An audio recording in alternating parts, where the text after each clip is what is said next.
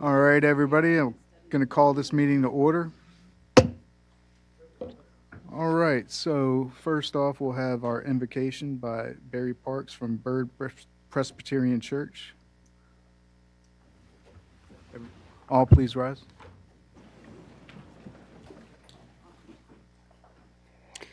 Dear God, as we gather for this meeting of the Board of Supervisors, we ask for your wisdom and your clarity. May your Spirit guide our discussions and our decisions, ensuring that we serve the best interests of our community. Open our minds and hearts to new ideas and help us to work together with compassion and integrity. This we pray in the name of your Son and our Lord and Savior, Jesus Christ. Amen.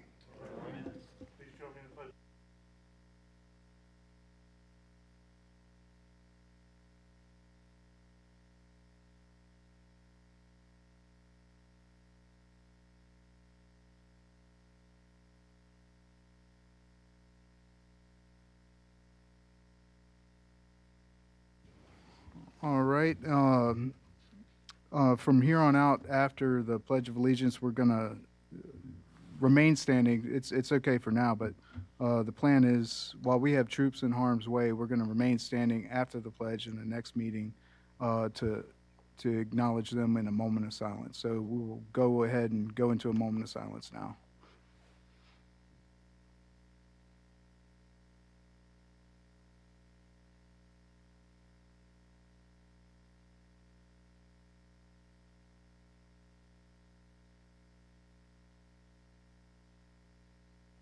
All right.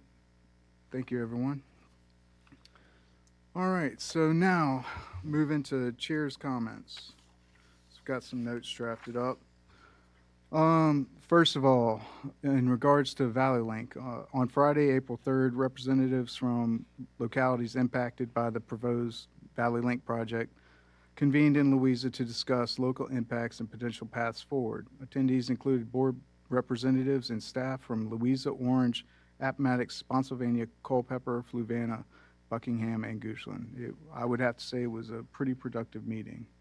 The meeting highlighted a willingness to cooperate regionally, and locality representatives discussed specific project impacts affecting communities. In summary, localities agreed to pursue potentially viable options.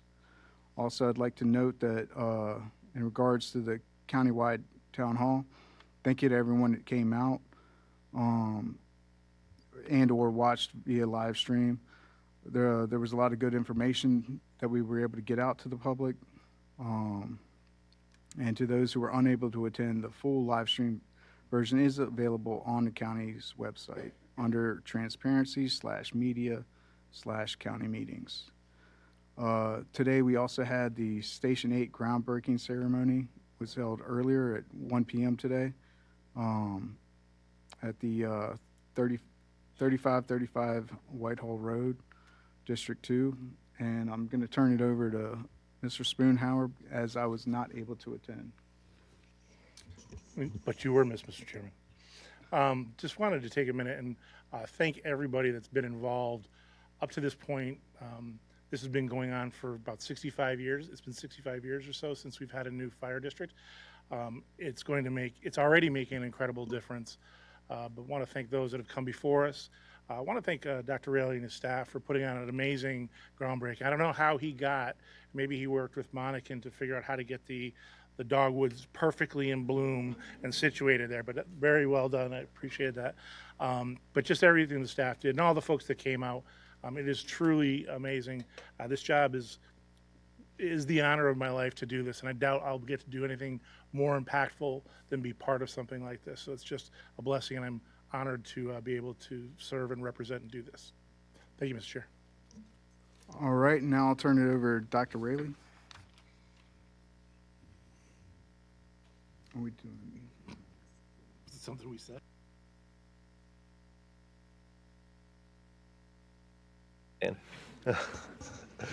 So board members, we had the opportunity to celebrate one of our teammates last month and wanted to celebrate one of our other teammates today.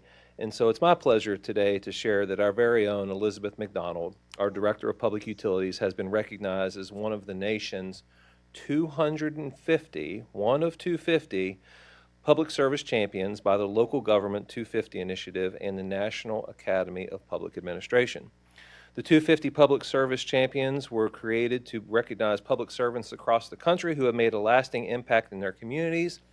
Local Government 250 is a nationwide effort to celebrate the role of individuals serving at all levels of government as the United States approaches its 250th anniversary. Elizabeth will be recognized during the 250 Public Service Champions celebration at the International County Management Association Reimagining Government Conference on May 12th. So we're very lucky to have Elizabeth, and you'll get a chance to hear from her later on today and understand why she is recognized on such a large scale. She began working for our team in the fall of 2025, and she truly has made an immediate positive impact with her proactive planning, customer service, and responsiveness, and the ability, frankly, to just get things done. So please join me in congratulating Elizabeth on this tremendous honor.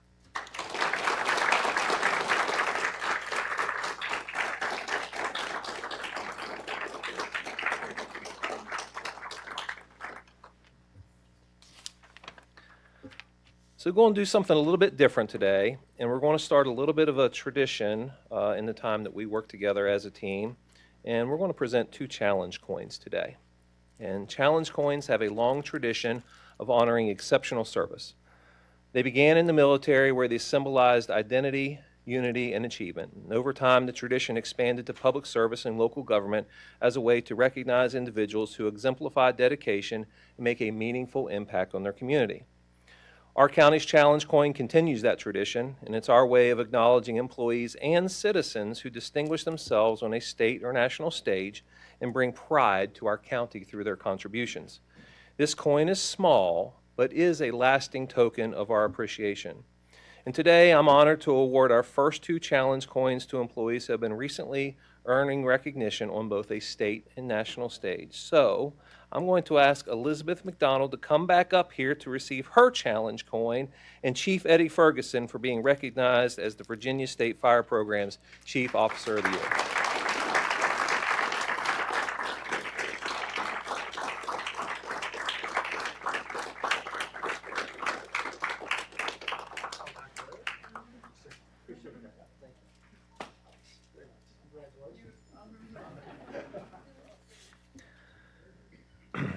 And so it's always an opportunity for me to talk at this time about the accomplishments of our team and the work that we are doing on behalf of citizens here in Goochland, and share a few tidbits that maybe our citizens behind me may not know, and I call this Did You Know? And did you know that Explore Goochland's tourism marketing campaign with Advanced Travel and Tourism produced, get this, 4,111,419 impressions and 118,986 clicks to the Explore Goochland website. We are doing great things in tourism, and it's being recognized, and people want to come here to spend their tourism dollars in Goochland County. So kudos to our team who provides such a great website that's attractive and people want to check out. Since December 1st, our building inspections team performed 5,971 inspections. And over the past 4 months, our utility team closed out, get this, 17,969 missed utility 811 tickets for locating utility lines. And our veterinarians on staff performed 88 surgeries in the past 4 months at our animal shelter. Do you realize that we're doing surgeries at our animal shelter out here on Fairgrounds Road? Most people don't know that. And so as you can imagine, when we do those surgeries here with our talented team, that results in a less traumatic experience for the animals, and it saves our taxpayers the cost of having this work performed by a third-party veterinarian. So again, thanks to the team who make this happen every day.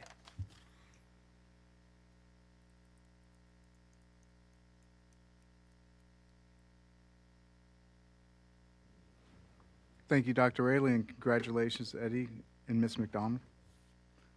All right, so now I'll turn it over to Ms. Bekowitz for our proclamations. The first proclamation is going to be the hunger awareness. Could those agency representatives come forward, please?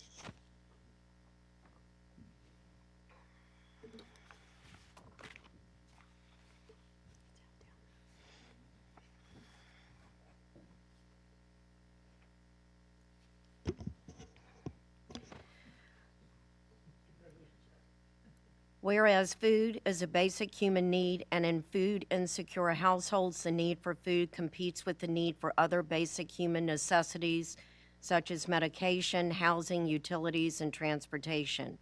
And whereas the United States Department of Agriculture defines food insecurity as limited or uncertain availability of nutritionally adequate and safe foods, or limited or uncertain ability to acquire acceptable foods in socially acceptable ways. And whereas Verblog et al. 2012 defines a food desert as an area where populations live more than 10 miles from a supermarket or large grocery store if in a rural area, and whereas Western Goochland has been declared a food desert by the Virginia Food Desert Task Force, and whereas an estimated 5.8%, or about 1,650 of Goochland's 28,000 residents experience food insecurity. And whereas with economic instability expected to fluctuate as the nation, state, and county experience changing economic conditions, and whereas Goochland citizens with limited financial resources depend on public and private food resources to meet their nutritional needs. Now therefore be it resolved, in recognition and support of the important work being done by Goochland County food pantries, the Goochland County Board of Supervisors do hereby proclaim the month of April as Hunger Awareness Month in Goochland, and urge all citizens to actively donate food or other resources to support the numerous open food pantries throughout Goochland, and to work towards the vision of greater food security for all Goochland County residents. Mr. Chairman, I move that the board approve the proclamation recognizing April as Hunger Awareness Month. Second. All board members in favor, say aye. Aye. Aye. All right, motion passes.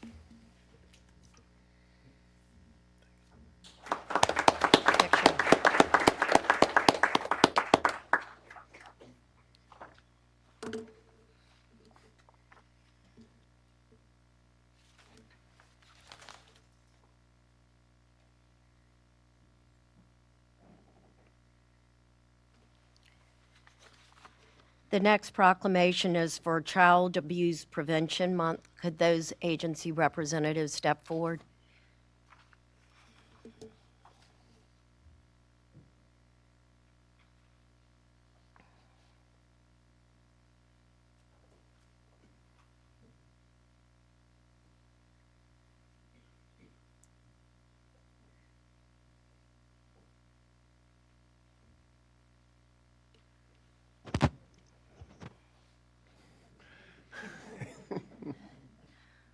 Whereas all children deserve to grow up in safe, stable, and nurturing environments that allow them to reach their full potential and foster healthy physical, emotional, and mental development. And whereas childhood trauma, including abuse and neglect, is a serious public health issue that can have long-term psychological and physical effects impacting individuals and their families for generations. And whereas child abuse prevention is possible when we shift our focus to protective factors, including parental resilience, social connections, and concrete support in times of need that help families thrive even under stress. And whereas Goochland Social Services reminds us that every member of our community plays a vital role in supporting families and protecting the well-being of our youth. And whereas the goal of Child Protective Services is to identify, assess, and provide services to children and families in an effort to protect children, preserve families whenever possible, and prevent further maltreatment. And whereas effective prevention succeeds through partnerships between parents, educators, healthcare providers, faith-based organizations, law enforcement, and local businesses. And whereas by providing families with the tools and resources they need before a crisis occurs, we reduce the risk of maltreatment and ensure a more hopeful future for every child in Goochland County. Whereas displaying a pinwheel during the month of April will serve as a positive reminder that together we can prevent child abuse and neglect, and by doing so, keep children safe. Now therefore, we, the Goochland County Board of Supervisors, do hereby proclaim the month of April 2026 as Child Abuse Prevention Month and call upon our citizens, community agencies, and businesses to wear blue during this month and to dedicate themselves to the task of strengthening families and protecting the children of our community.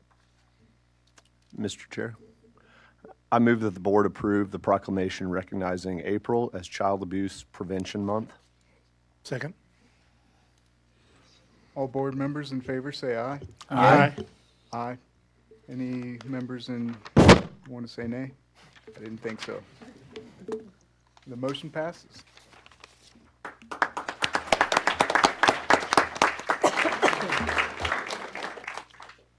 If I could have a quick moment, and if I could present you all with each with a pinwheel and a lapel pin to honor and recognize Child Abuse Prevention Month.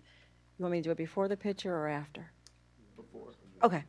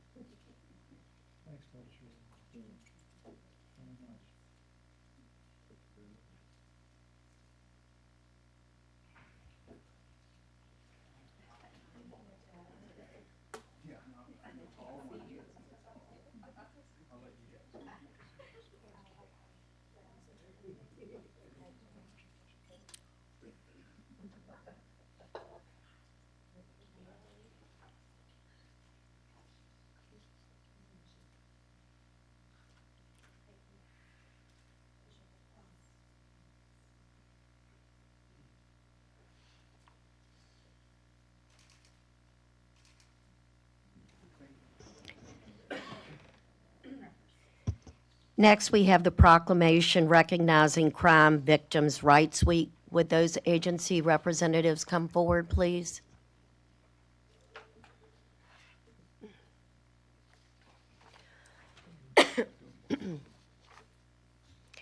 Whereas the term victim is more than just a label and has legal standing and protections that go along with it. Whereas Crime Victims' Rights Acts passed here in Virginia and at the federal level guarantee victims the right to meaningfully participate in the criminal justice process. Whereas victim service providers, advocates, law enforcement officers, attorneys, and other allied professionals can help survivors find their justice by enforcing these rights.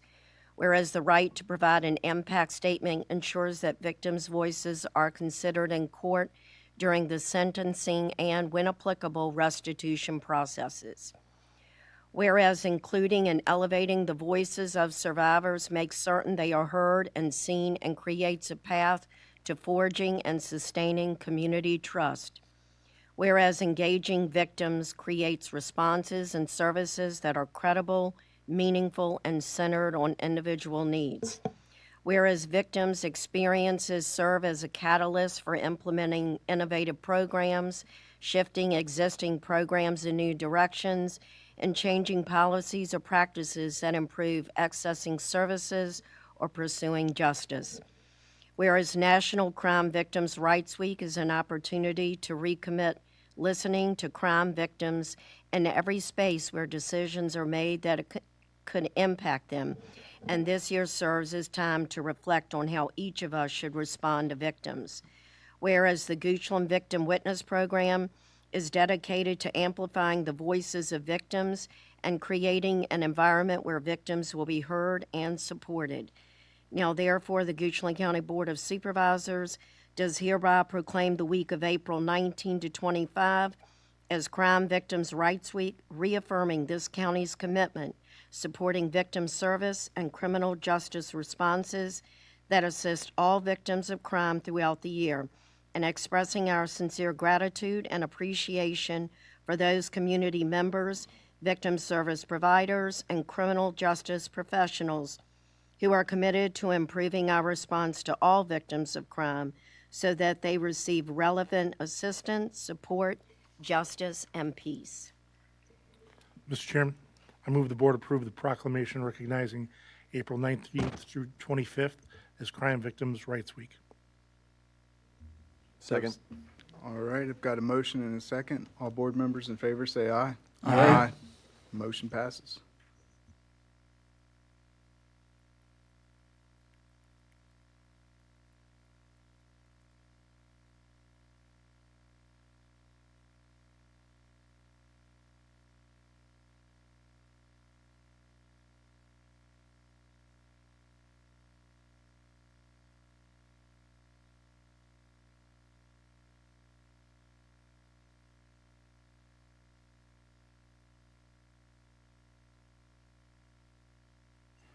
All right, so we've got are there any requests to postpone agenda items in additions, deletions, changes in order of presentation?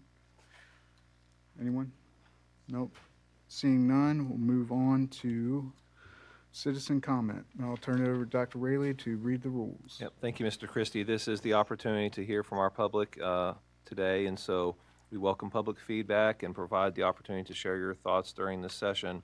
The public comment period is not intended to last more than an hour, and if someone does want to speak, we ask that they come to the podium, state their name and address. They'll have the opportunity to speak for 3 minutes. When you start, the light will start as green. That means your 3 minutes started. It will transition to one yellow light when you have 1 minute left to speak. The second yellow light means that you have 30 seconds to speak, and that's blinking. And then when the red light comes up, that tells you that your 3 minutes is up. If you wish to speak for longer than 3 minutes, you may extend your time by having other residents come up, give their name, and cede their time to you, but the total time you would have to speak, if that's the case, would be 10 minutes with 2 minutes for each person who wants to cede their time to you. We ask that you make your comments directly to the board and not to the audience so that we can maintain a respectful environment. All right, I'll now open citizen comment.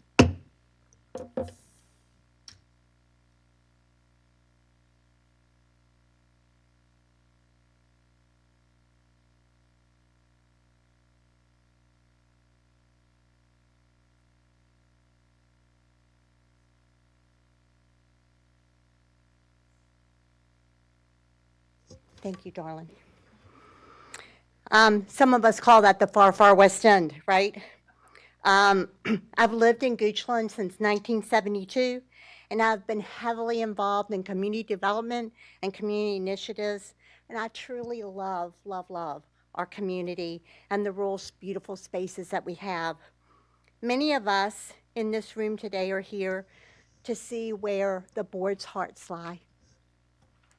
You have been drafted a resolution to the Valley Link project, and we all here today support you in a unanimous vote against this monstrosity. We have a multi-generational farm that straddles the Goochland-Fluvanna line, so guess what? We get to do this twice, right? You have heard from so many others how this project will negatively impact their lives, and these are not trivial disruptions. In many cases, individuals with medical issues will need to relocate. In other instances, homes will be demolished.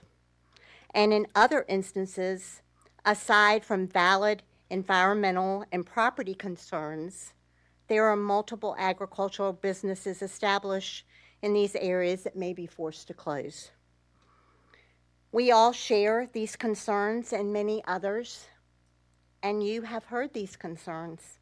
The only individuals that will benefit from this are the big business corporations. Today, Valley Link is the issue at hand, and guess what? You guys know that 1,000 more are coming right behind it, right? You've received enough phone calls, emails, and social media posts. However, I felt that it was important for me to be here today and stand here and look at each of you and share some of these concerns with my former colleagues, my friends, and the community. I want to remind you that there are families and people that are behind the lines of your GIS map, and we all support you. fully, and we fully ask you to unanimously vote in opposition to this. Thank you so much for your time today.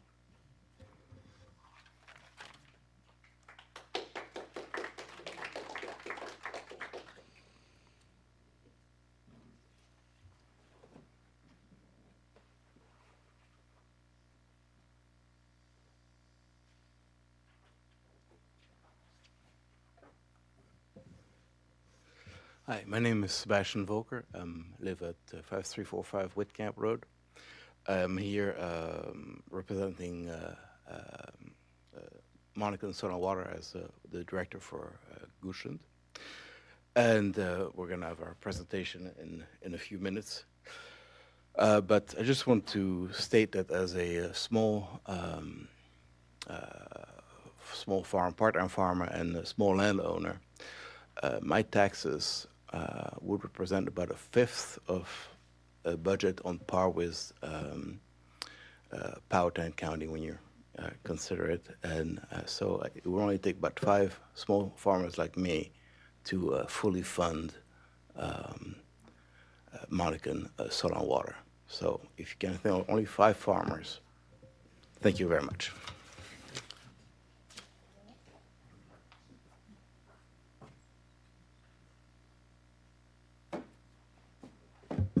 Is this good or is this too loud?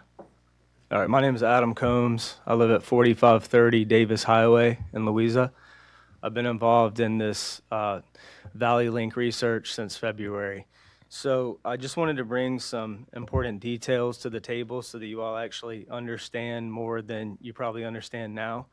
So Valley Link is a PJM interconnection project, as well as Tenaska Energy Plant Number 2. So that's 13 states, 51 projects. What folks don't understand right now is that when we go to the SCC, do we really think the SCC is going to just look at these billion-dollar investments that have been made by Amazon Web Services, EdgeCore, and Tenaska as something they're willing to throw in the trash? That's not going to happen. What I recommend is that everyone here study the PJM interconnection approved plan for Heritage to Mosby. That's 185 miles using current Dominion right-of-way, and that's installing 2 phases. Phase 1, 3,000 megawatts. Phase 2, 3,000 megawatts. That's a 6,000 megawatt total capacity. All right, a 765 kV line only delivers 2,200 to 2,400. Andre May, Rob Richardson, Adam McGuire, they're all going to say, oh, it's too expensive. We can't bury a 765. It is a little bit more expensive. However, the substations can be basically placed on the backs of the data centers and the Tenaska energy plants, okay? So what they can do is they can actually invest in the substation to be able to convert direct current to alternating current as they need. There are a lot of issues, obviously, at the moment. I don't have enough time to get into the things that I really want to say today. However, I wanted to bring a little bit of information here, and then I will reach back out with some of my colleagues in the room here to further educate you. But we've got to start thinking a little bit more technically and not just, oh, everybody opposes it. We need to get to the meat and potatoes of this, because there's a lot of carts that have been placed before the horse, and we don't know the negative impacts environmentally long-term of data centers, et cetera. So I just want you guys to realize you'll be hearing from me. I appreciate it, and I look forward to talking to you soon. All right? Thank you.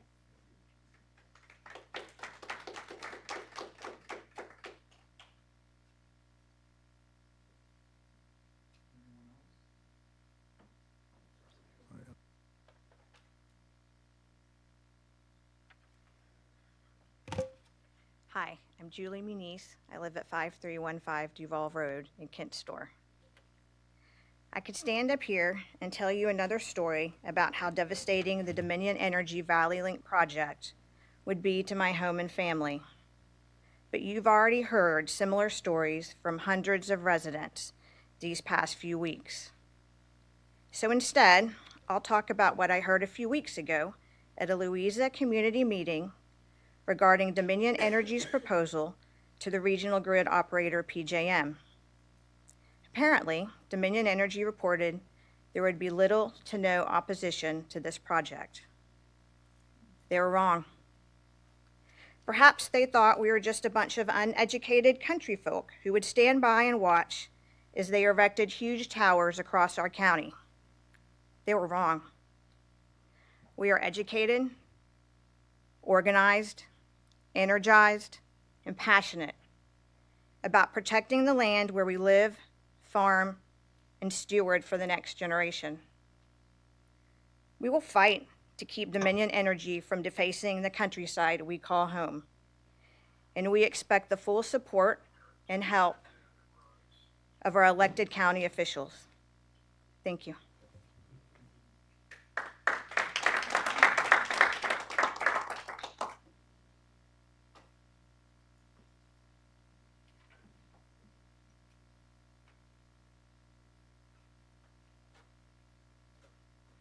Good afternoon.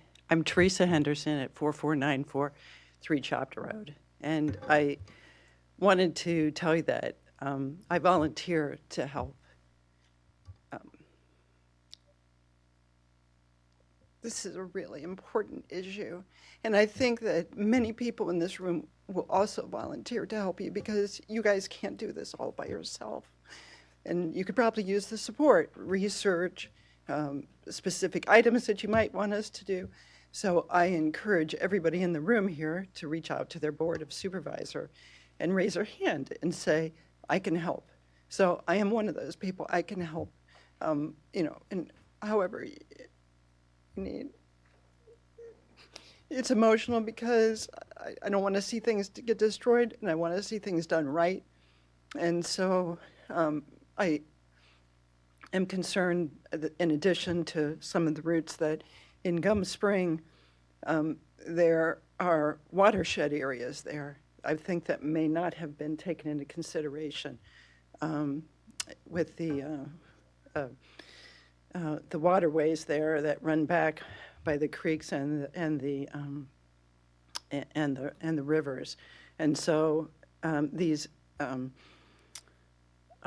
areas that are in Gum Spring, I think specifically Route G of that, crosses over many areas that are headwaters for the particular wetlands. So it's not just, I know I've seen some of the routes that cross over and try to avoid the wetlands, but it's more than just the wetlands themselves. It's what is the headwaters and how they feed into the wetlands.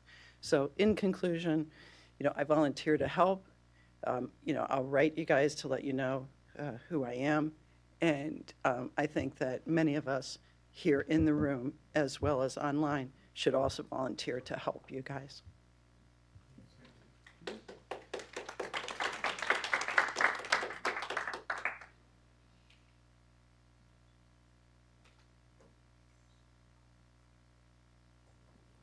Anyone else?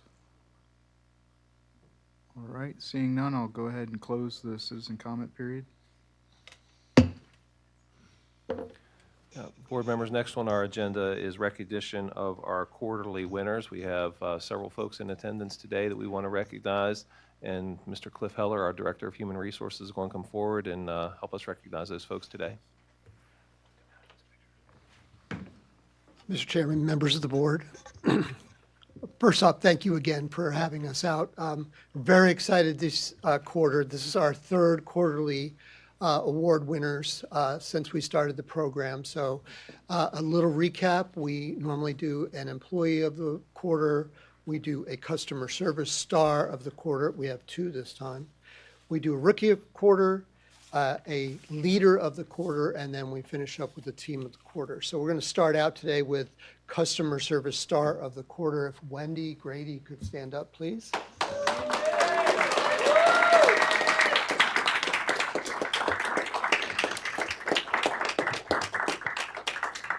And I promised I wouldn't embarrass her too much. So Wendy goes far and beyond to get answers and ensure the citizens of Goochland are taken care of.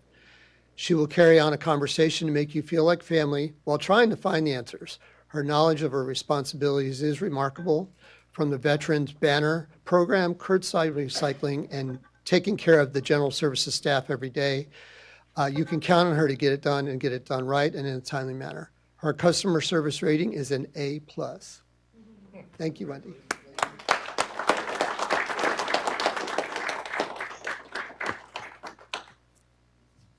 Now, our next award winner could not be with us. He is not feeling well, but I do want to publicly recognize Adam Barber. Adam Barber is from our planning department. He had 3 or 4 amazing citizen comments that were forwarded to us through our link on our website. So I just want to read a little bit of what was relayed to us. Adam consistently demonstrates outstanding customer service through his patience, knowledge, and kindness when supporting customers with planning questions. He takes the time to listen carefully, ensuring that every question or concern is fully understood before offering thorough, thoughtful, and well-informed solutions. His strong knowledge of planning processes allows him to provide clear guidance and reliable support, helping others feel confident and supported throughout their interactions. What truly sets Adam apart is his calm and patient approach. Even in challenging situations, he treats everyone with genuine kindness and respect, creating a positive experience for those who he assists. His dedication to others, combined with his professionalism and expertise, makes him a trusted resource and a valued member of the team. And I wish he could be here for us, but thank you. All righty, we're going to move on to our Rookie of Quarter. And again, I apologize, but our Rookie of Quarter, oh wait, he might be here. Our Rookie of the Quarter is J.M. Whalen. Come on up, Jan Michael. There he is.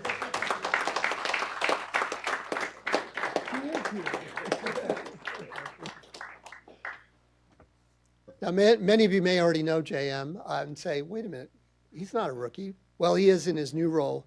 He recently took on the new role of Plans of Development Administrator. Since moving into this role, he has moved the POD and LDP applications to be fully online, creating efficiency for both customers and staff. He is the single point of contact for PODs, which helps customers have a better experience. He also works double duty. While doing these new POD duties, he has still been performing code compliance duties, which has since been handed off. Through this transition, JM has continued to be the fun, energetic person we all appreciate. Thank you, JM.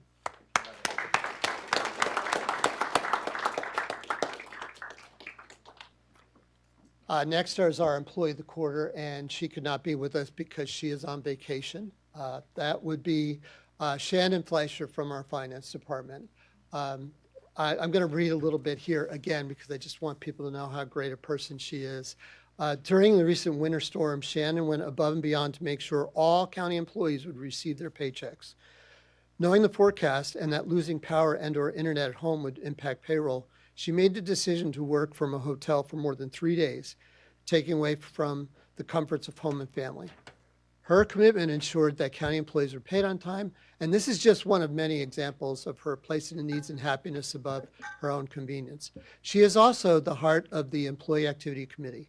Her leadership and work in organizing, setting up, and cleaning up allows all of us to enjoy the many events brought to us by the EAC. So congratulations in absentia to Shannon.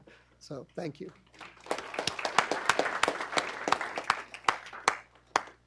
Next is an important award for the county, and that is our Leader of the Quarter. If Mason Muir could stand up and come up, please.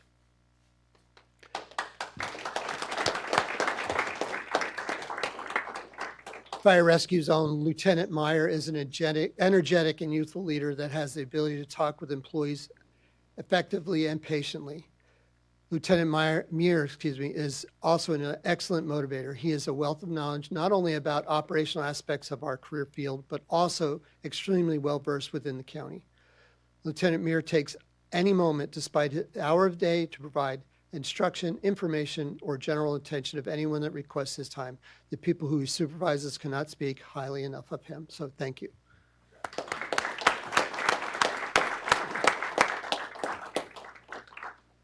And last but certainly not least is our Team of the Quarter, our Circuit Court Clerk's Office. I'll give them a chance to come up.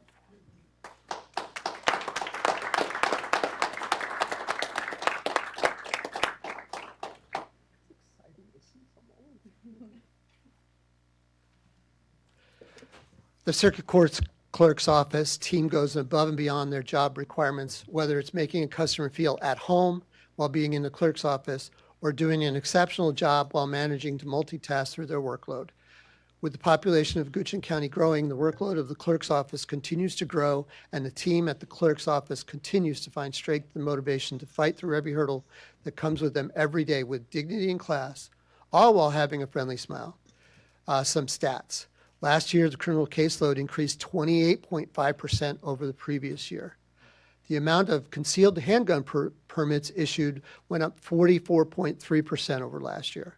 Judgments were up 88.4%, and estates were up 35.4% over last year. The amount of deeds recorded was 4,759, which is 11.1% more than last year. While not all the work of the Circuit Court's clerk office can be measured by numbers and graphs and charts, it is no surprise that everyone is always extremely busy with work that is hiding on their desk, but will always jump up to help a customer who walks in the office. The Circuit Court's clerk's office team always goes above and beyond the call of duty, so thank you.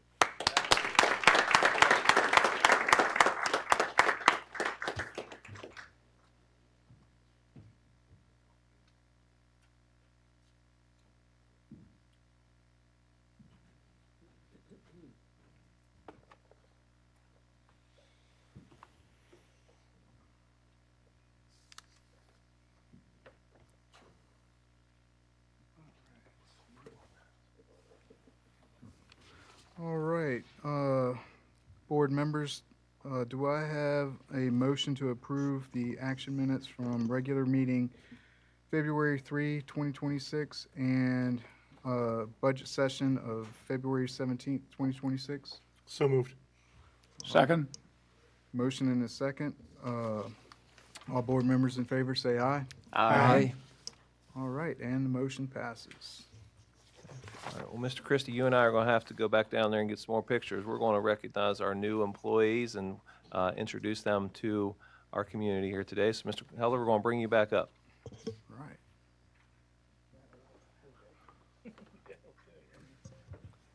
Again, thank you for having me up, folks. We have 3 new employees for the month of March 2026.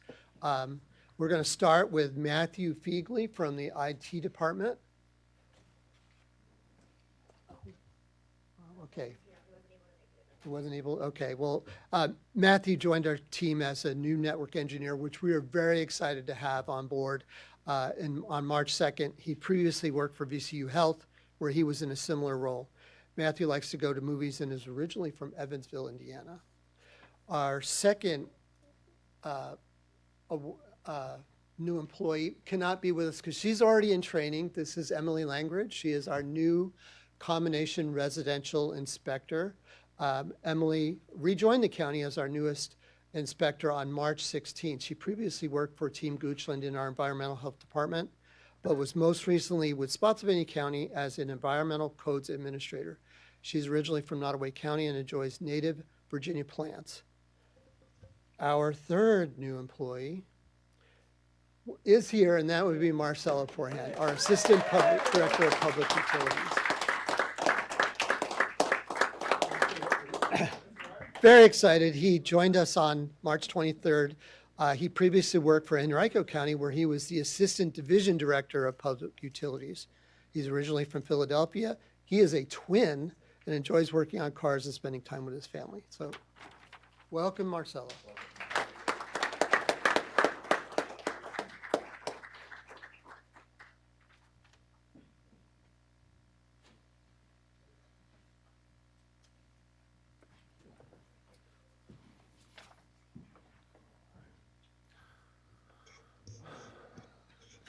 Board members, our next report for today is from Kayla Walker, who represents Cooperative Extension. And so Kayla is here to provide a few remarks about the work that they're doing to support our agricultural community.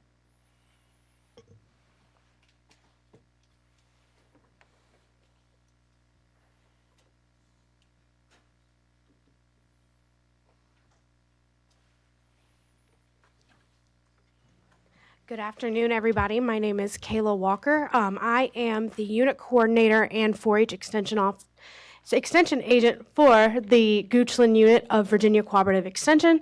I had prepared, it's so hard to encompass everything that Extension has done and will continue to do and has on the horizon in just 5 minutes.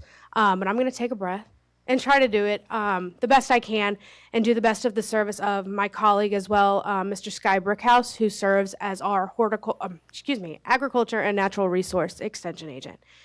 Sky does send his regards. He is actually at a professional development opportunity in Blackstone, so he does send his regards and left the talking, I guess, to me for today. So I do have some numbers, and I could talk about them all day long, but that will be given to you guys in an ROI sheet as well as our report that will be sent out to you all before the end of the week. But I did want to take these 5 minutes to kind of talk about what we are doing. In 2025 alone, we had 2,500 plus residents reached through Extension. Extension is often given the term the world's best kept secret or the state's best kept secret. Well, we don't like that. We really don't. And I'm glad to see that in Goochland, we are not a secret. In 2025, we had 47 individual programs delivered.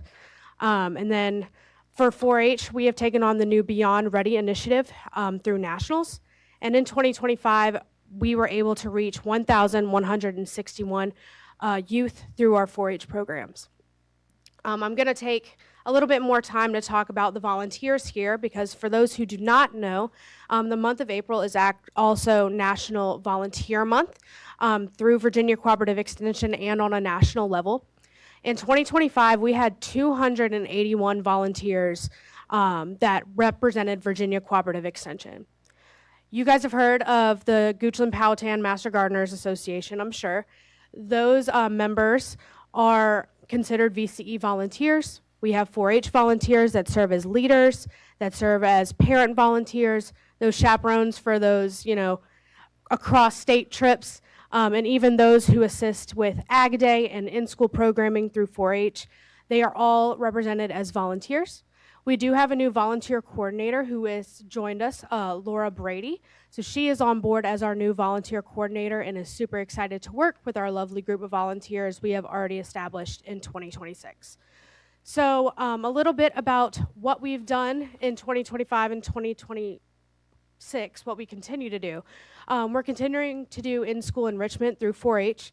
I actually just sent out in-school embryology yesterday, and I am currently looking at 290 kids that are going to participate in that program. So my passion is in animal science and agriculture, but the community has much more needs than that. So in addition to that, we do a lot of STEM programming as well through 4-H, and then our camping programs. I'm sure all of you, I hope, have heard of Junior 4-H Camp. You may have had kids that went there, grandkids that went there. That is still up and coming. We are camping July 6th to the 10th this year with a full slate of campers from Goochland, Hanover, and Powhatan. And a new camp that has come to fruition through myself and my colleague Bridget Groom, who is the extension agent in Hanover County through 4-H. We are participating in 4-H Camp Spark, which is a specialty camp that will be housed at Jamestown that is geared to meet the needs of those on the neurodivergent spectrum and those with intellectual disabilities. So this is a weekend camping experience for those who may be a little bit daunted by the 1 week experience of camp and a little bit more of a structured base. So we're really excited to do that. On the A&R side of things, we have already gotten calls about well water, and Sky is taking care of you. So that is going to happen in the fall. Keep calling him, keep getting on that interest list. And then pesticide recertifications, Sky is certified for those, and he is looking with the other agents across the counties to develop more of those private applicator licenses and such for those using commercial pesticides or pesticides in their homes. Last but not least, and I'm glad Angelia is here, so we are getting ready for Goochland Ag Fair. We actually had our first meeting, and we are looking forward to do that September 12th, so definitely keep an eye out for that. And as we finish out, future goals, so Sky and I are working on reinstating our Goochland ELC, which is our Extension Leadership Council. We are looking to advice from the Powhatan ELC, which is very successful. So we're looking to get that started. And we're going to have an interest meeting virtually. We tried to meet in person a couple times, but the times just aren't working out between everybody doing all sorts of things. Another future goal is to secure a family consumer science associate to diversify programming. So what would this person do? This person would help basically reach out a different program area. So family and consumer science is a whole nother program area of extension that has not been tapped in Goochland in a very long time. They would provide services in health, in financial literacy, and things of that nature. Potential partnerships would be working with the Goochland Powhatan Community Service Board, as well as Goochland Cares, just to name a couple. But pretty much closing out, the main goal of Extension is to build those life skills and support agriculture and strengthening Goochland's future. So our job is to respond to community needs and what you all need. So I'm considering this an open invitation. Our offices are open. Sky and I are running around all over the place, so Miss Susan will be happy to say hi to you if we are not in the office. But if we're not there, just know we're out there I'm either in the school, Sky's in the field, offering programs to our youth and to our adults throughout the county. That's all I have. Awesome. Thank you, guys. Thank you.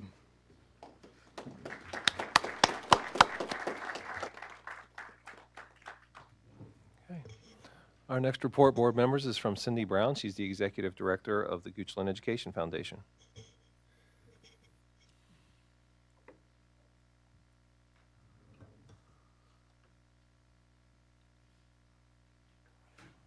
Good afternoon, everyone. I'm also have with me Taylor Innes, who is our COO, who actually makes sure that this adventures thing runs as well as running. So first of all, I do want to thank you all for giving us the opportunity to talk a little bit about where we are for our year one. We're about to wrap up, 8 weeks left. And thank you for giving us the opportunity to do this. I do like to always open with the fact that we felt confident that we could do this successfully because since 2017, we have invested over $700,000 into the schools in programs. So we already had a very strong relationship with the schools to make this happen. So year one, August 18th was opening day. We are fully licensed now in all 3 schools. That was a big part of our year in 2025 to get set up. We were able to hire very qualified people. We're over the moon with our staff. We're so fortunate to have the kind of staff that we have for an after-school program. And since we are academic enrichment program, we are not just a child care program.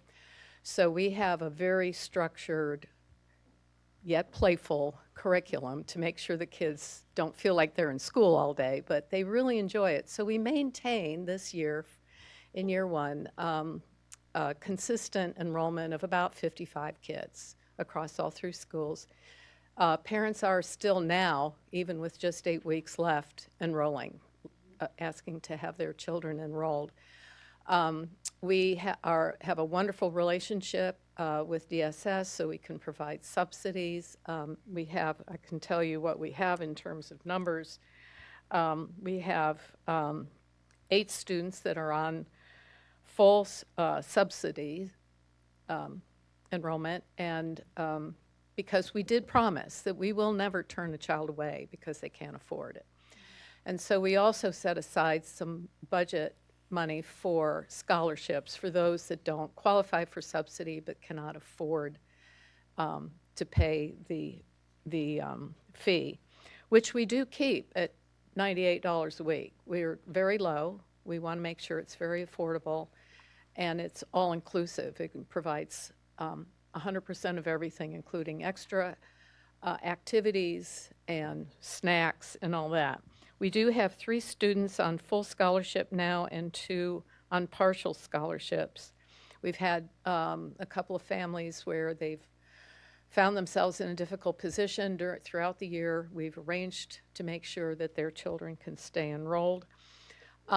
We are, as you've heard me say, the strong two threads that weave through the curriculum of this program are literacy and math. They're interwoven in every single aspect of our program that we do that. And we do that through our own curriculum that we've managed to, Taylor and her team have been able to develop. We have lots of support out there to do that. We have set it up in increments, just like school does, but units. We've covered science, science behind the senses, how our systems work, healthy habits, building and engineering. We funded all 3 maker spaces in the 3 elementary schools, so we have access to those, and we do use those. And we've explored timelines and heritage journaling and biographies, which also incorporates literacy throughout. So we've been really very pleased with the way we're running so far. We will be sending out surveys to the parents. We have a great relationship with the leadership in all the schools. We work in tandem with them because we are dealing with children and everything that children bring to time and space with us. And we're really pleased with how it's going. So we're going to, at the end of the year, do an assessment from parents and working hand in hand with the schools. And we're already enrolling kids for next year. We already have that enrollment open, and parents are already planning on bringing their kids back. A couple of anecdotal, we've had students who have actually, when they started in our program, the beginning of the school year, and as they went through it, it was demonstrated improvement in their grades, their attitude about school, wanting to actually come to school, and really looking forward to coming to the after-school program, which is really what we are trying to do here. And secondly, one thing that was very sweet, we had parents sign their child up at the beginning of the school year, and he immediately lost his job. And we said, don't worry about it. Your child can come. And so just a few weeks ago, he informed the site director that he's happy to say that everybody in the family is fully employed now. And not only will they pay for their child next year, but they want to do a sponsor a scholarship for another child, which is really, I think that's a strong testament of what we're doing with Adventures. Any questions? Board members, any questions? Comments? That's great. Yeah, I think what you guys are doing is a great thing for the community. Okay, thank you. Thank you all. Yep.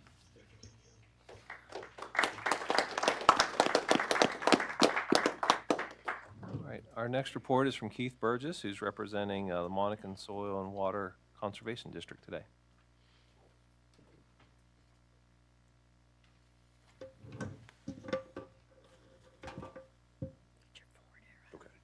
Thank you. Good afternoon, board members. I've got several of my directors, associate directors here, and I'll just ask them to raise their hand. Monacan Soil and Water Conservation District was founded in 1973, where the Board of Supervisors of Gooch and Powhatan farmers and local citizens understood that soil and water conservation was a long-term goal and mission with diverse goals for the protection of food and fiber production and protection of our water supply. We have 3 directors from Goochland County and 3 staff members. We have over 100 years of living and working experience in Goochland, and that includes over 75 years worth of farming experience here in Goochland County. We feel like that is very important as we work, and key focus is with the agricultural community. We understand farmers in Goochland County. Agricultural cost share program, that's our big thing. Virginia Agricultural Cost Share Program, and those funds come from the state of Virginia, our tax dollars. Your funds help to leverage relationships with our local producers.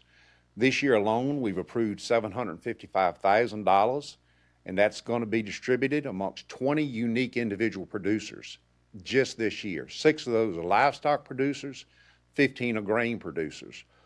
There's 32 contracts. There's 187 different practices that will be implemented. 6 of those producers, livestock producers, will generate long-term contracts that will range anywhere from 5 to 15 years. So once we establish a contract with that individual, we likely can't go back to that individual and re-sign them up until their contract expires. So that's when you get into our active contracts. We have active contracts with 44 different individuals. We have worked since 1998, which is where our computer records go back to. We've worked with 97 unique individual farmers in Goochland County. And that's a pretty good track record, I think.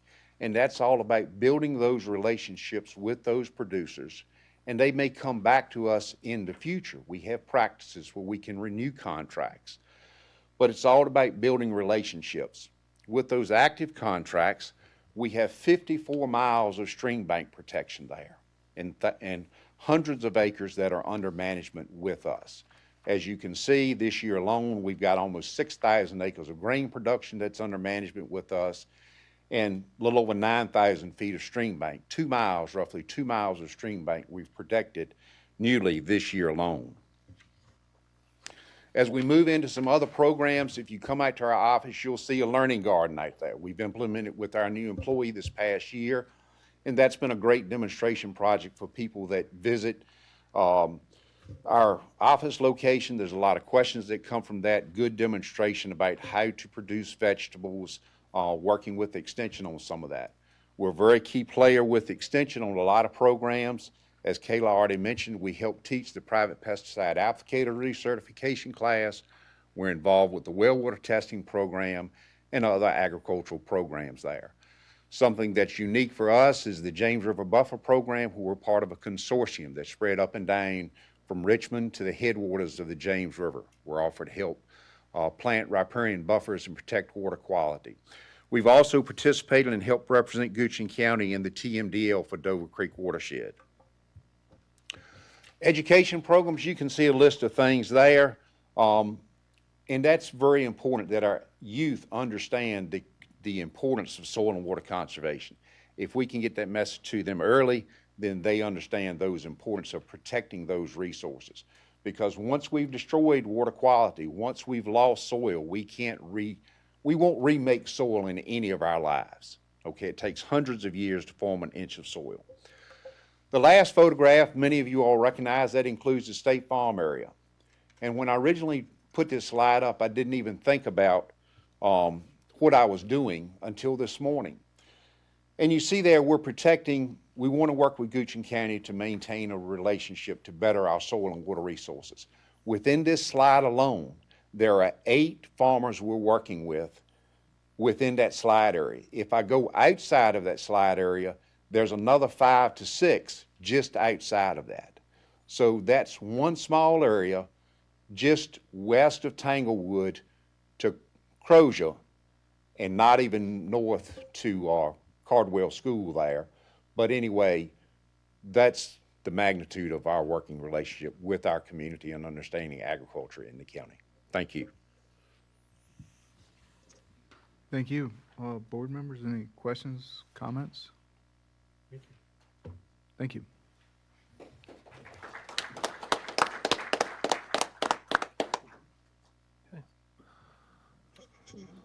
Board members, we have VDOT. It's next. You do have a report that is placed at your spot today, and Philip Frazier is here to represent the team and available for any questions that we may have tonight.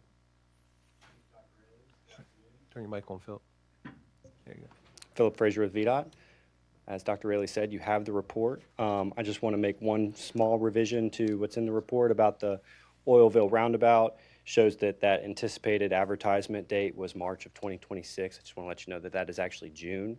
That has been communicated to staff. There were some issues with the design of the hydraulic management or drainage, and so that's going through some plan revisions. Mr. Spoonhauer, I know that you had some concerns. If you'd like to discuss that now, that's fine. If you'd like to wait till we can talk offline, it's up to you. But anyways, take any questions.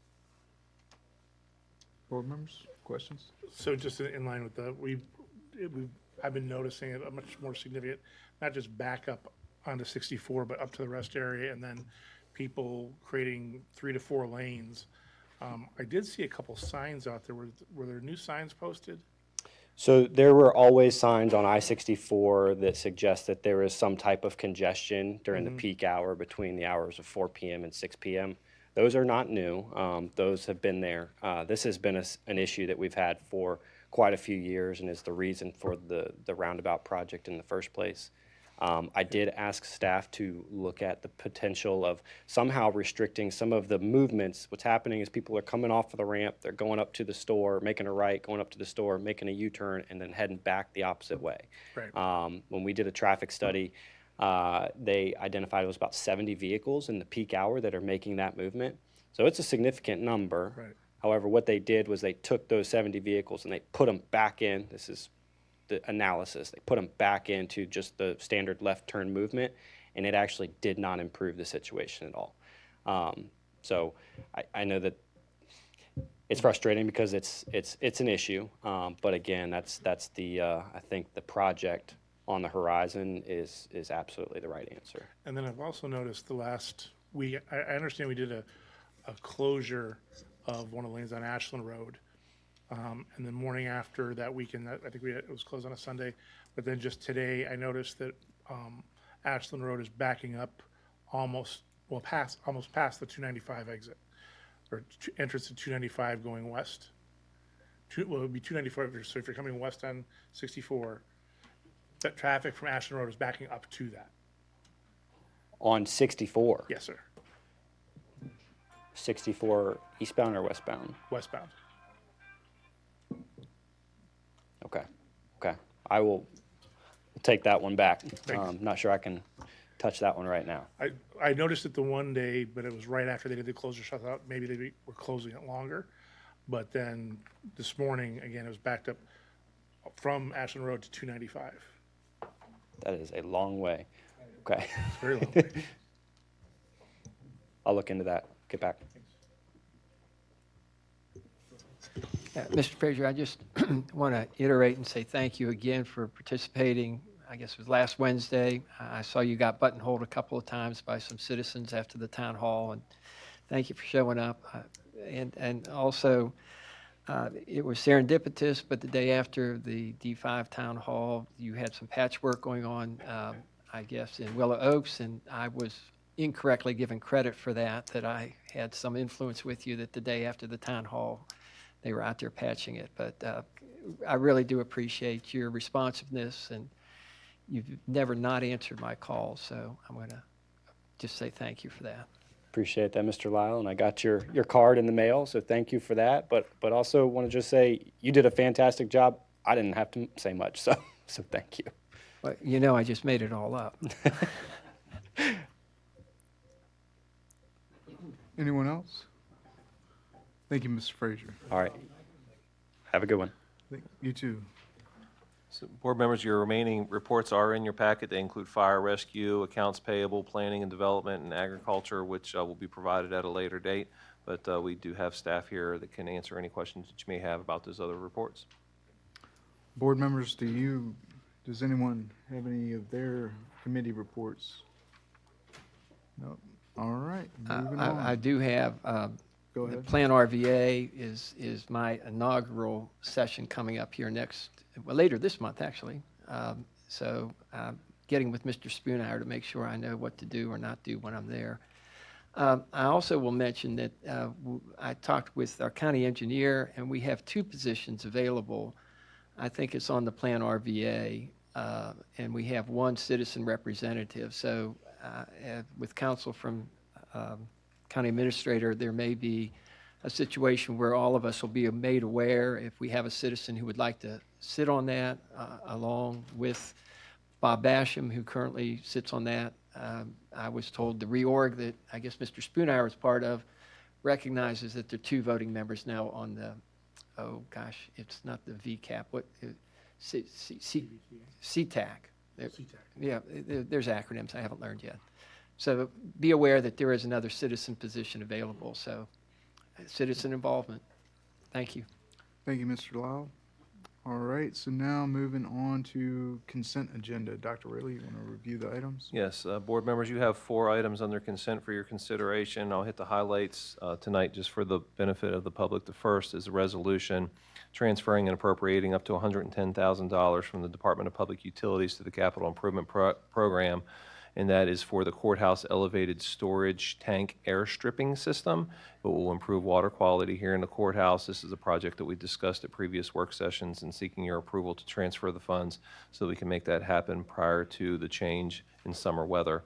Also requesting $150,000 be transferred from the sheriff's salary line to the adult jail space line to cover anticipated costs in the future and increased need and usage there. The third is a resolution amending the Goochland County Public Schools 2026 fiscal year budget for 2 grants that they have received, totaling $53,659. So one is for restraint and seclusion, and one is for advanced computer science grants. Again, no local dollars are required for these grants. These are certainly passed through, and pending your approval, they could utilize those funds for those purposes. And the last item under consent agenda is to approve a memorandum of agreement with the Goochland Chamber Community Foundation to memorialize our relationship with them in anticipation of the important 2026 Goochland Day events, which will take place in our community on May 16th. Thank you, Dr. Rayleigh. Board members, do I have a motion to approve as a group? Mr. Chair, I move the board approve consent agenda items 1 through 4 as presented. Second? All right, I've got a motion and a second. So roll call vote? Voice vote, okay. So got a motion and a second. Any discussion on this? Go ahead, Tom. And I noticed that that's specific for this one date, one event. And the thought occurred to me, couldn't we enter into a MOU with them on an ongoing basis so we don't have to do it every year? So that's something to think about and discuss and vet. Thank you. That's a good point. All right, board members, all in favor, say aye. Yeah. Aye. Hearing no dissent, motion passes. All right, so now on to new business. Dr. Rayleigh. Yeah, so board members, as you noted earlier today, we did break ground ceremonially on Station 8, and so we now have the opportunity to move another project forward, a project that has been discussed in our community for quite some time as well, and that is Station 7 on Hockett Road. And certainly based on a variety of data points and anecdotal evidence, there's certainly a strong need for this fire station on the east end. And so what we're asking for you today is to do a few things. Number one is consider appropriating $816,901.70 from your future capital projects assigned fund to the capital improvement project fund to pay for the architecture and engineering contract, which would be awarded to the architect firm of HBA. They are the same firm that designed Station 8.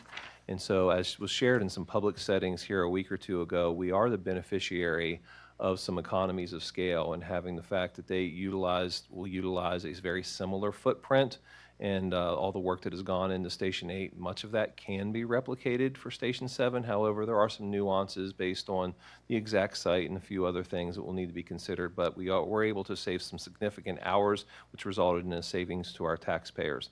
So we're asking for your authority to transfer the funds, to give me authorization as your county administrator to execute that contract with HBA, and then ultimately to declare your official intent to reimburse the county for any expenditures or any other sort of qualifying expenditures from the proceeds of future bond funds. And what that means is if the county were to choose to debt finance this project in the future, any sort of proceeds you would receive from that debt financing could be used to reimburse yourselves for the cash that you are going to transfer from your assigned fund balance into capital improvement today. So a lot in this. We're certainly happy to answer any questions that you may have, and pending your approval, we'll move forward with the architect firm and work collaboratively with our community to design a fire station we can all be proud of. Go ahead.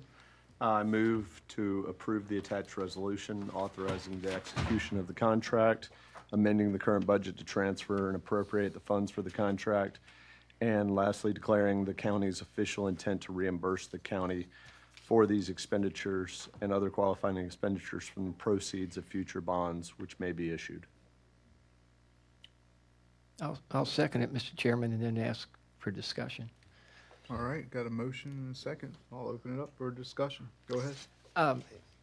Dr. Rayleigh, you used the word could, and then it says intent, and I want to know, is the way this is worded going to obligate us to use possible, because there is no decision to use bonding on this, and I don't want to be nuanced, but my county attorney has told me words matter, and I just want to make sure, are we committing ourselves that we will, if bonds were issued, these monies would be reimbursed from those bonds, or your verbal could, what's controlling?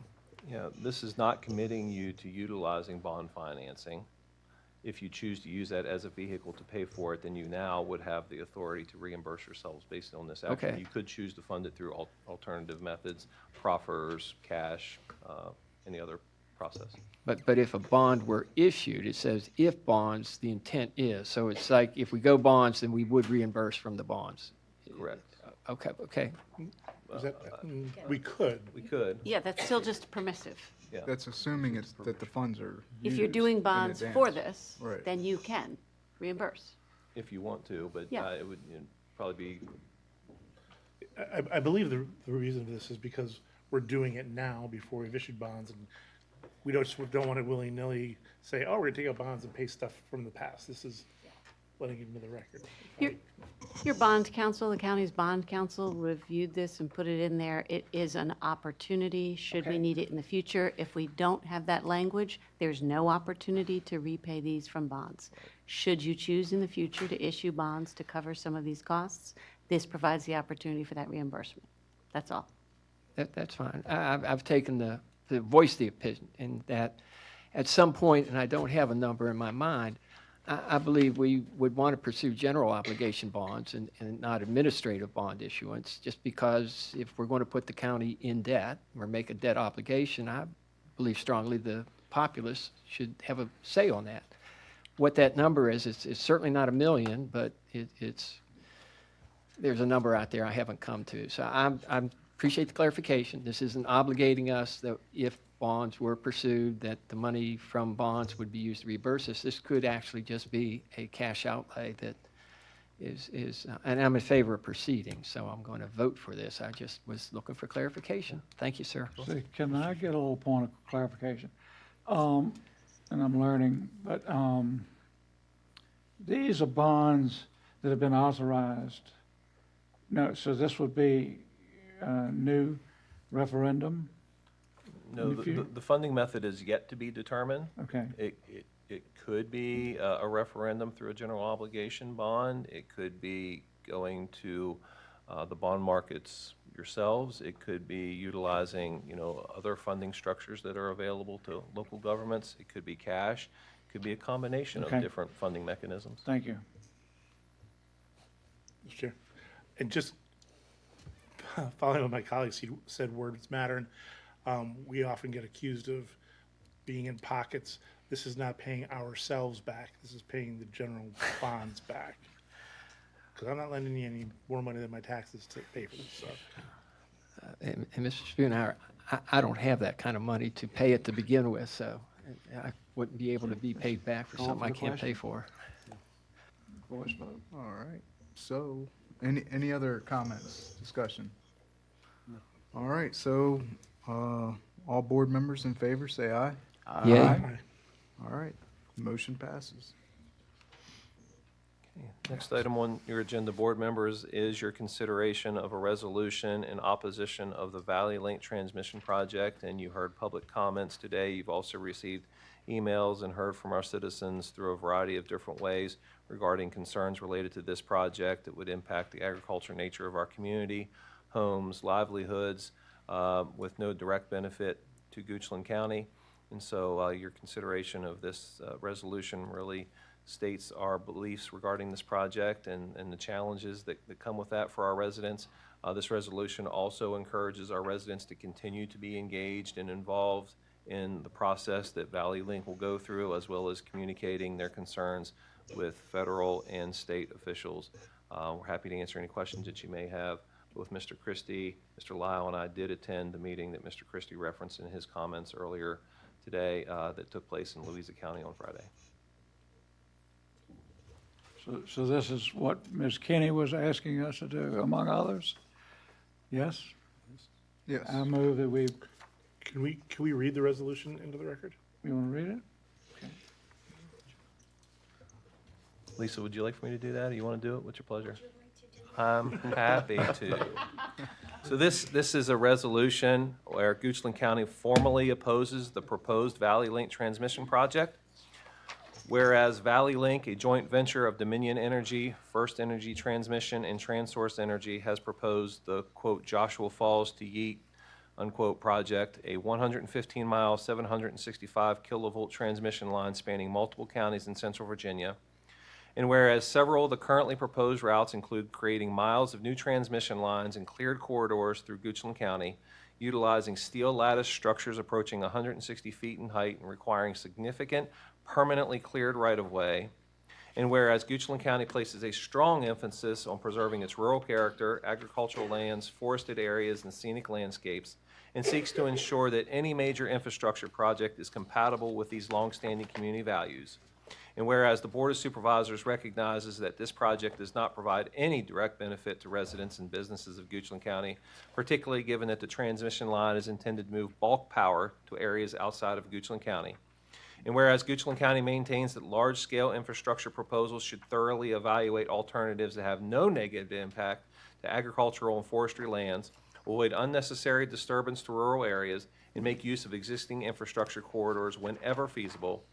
And whereas many Goochland residents have expressed significant concerns regarding potential environmental, agricultural, and visual impacts associated with an overhead 765 kilovolt transmission line, and have indicated opposition to this project. And now, therefore, it be resolved on this 7th day of April 2026 that the Goochland County Board of Supervisors formally opposes the construction of the Valley Link Joshua Falls Yeet 765 kilovolt transmission line as currently proposed, and be it further resolved that Goochland County Board strongly urges Valley Link and the Virginia State Corporation Commission to abandon this project or fully explore alternatives that do not impact the citizens of Goochland County. And be it further resolved that the board directs staff to coordinate with neighboring affected localities, regional stakeholders, the State Corporation Commission, representatives in the Virginia General Assembly, and representatives in the United States Congress to advocate against routes that adversely affect Goochland County. And be it further resolved that the Goochland County Board of Supervisors request that the county administrator, county attorney, and appropriate staff explore steps that may be necessary to appropriate to determine the feasibility of Goochland County participating more fully before the Virginia State Corporation Commission with respect to the proposed Valley Link project, including the possibility of appearing as a respondent rather than solely as a public witness, and to examine how the county may best advocate for the interests and concerns of Goochland's residents throughout the State Corporation Commission process. Be it further resolved that the board encourages Goochland residents to remain engaged by submitting comments through the Valley Link project website, participating in future community meetings, and sharing their perspectives with the State Corporation Commission, the Governor of Virginia, Goochland County's representatives in the Virginia General Assembly, and the United States Congress, and be it finally resolved that a copy of this resolution be forwarded to Valley Link, Dominion Energy, First Energy Transmission, TransSource Energy, the Virginia State Corporation Commission, the Governor of Virginia, Goochland County's representatives in the Virginia General Assembly, and the United States Congress. All right. Thank you, Dr. Raley. Yes, sir. Board members, I move to approve the attached resolution opposing the proposed Valley Link Joshua Falls to Yeet 765 kV transmission line project. And I'm also going to ask that this be a roll call vote. Second. All right, I've got a motion and a second. Do we want to, anyone have any discussion on this? Mr. Chairman, I'll just mention that we are not alone in this, and that I have spoken to my colleagues on the Goochland Farm Bureau, and they will be advancing a similar resolution expressing opposition to the plan as currently formulated. So it's not just us. Right. Thank you. Anyone else? Mr. Chair, I would just reiterate what was mentioned in the resolution, that all citizens who have concerns go to the Valley Link website. This is a state process, and it needs to go through the Virginia State Corporation Commission for your voice to be heard. We are making an effort right now, but at the same time, we need those voices to go where they have been directed, and that is specifically the website and the State Corporation Commission site. Well said, yes. I reiterate that as well. Valley Link is in a information collection process step. So all concerns, all comments, they need to be directed to Valley Link. Mr. Winfrey, do you have Yes, something? and this is a regional, and I'm delighted that we had a seat at the table Friday with the members from the region who are concerned about this. And I just hope that we will continue that collective approach. And there's another thought that I had, since it is somewhat a regional and impacts the whole state. It's my understanding that it's coming from Southwest Virginia. The generation would include reestablishing coal-fired generation capabilities. And so to me, it's like we're going to pollute Western Virginia in order to send power to Northern Virginia. I don't know. I think it's something that I would urge people to pay attention to as part of this whole process.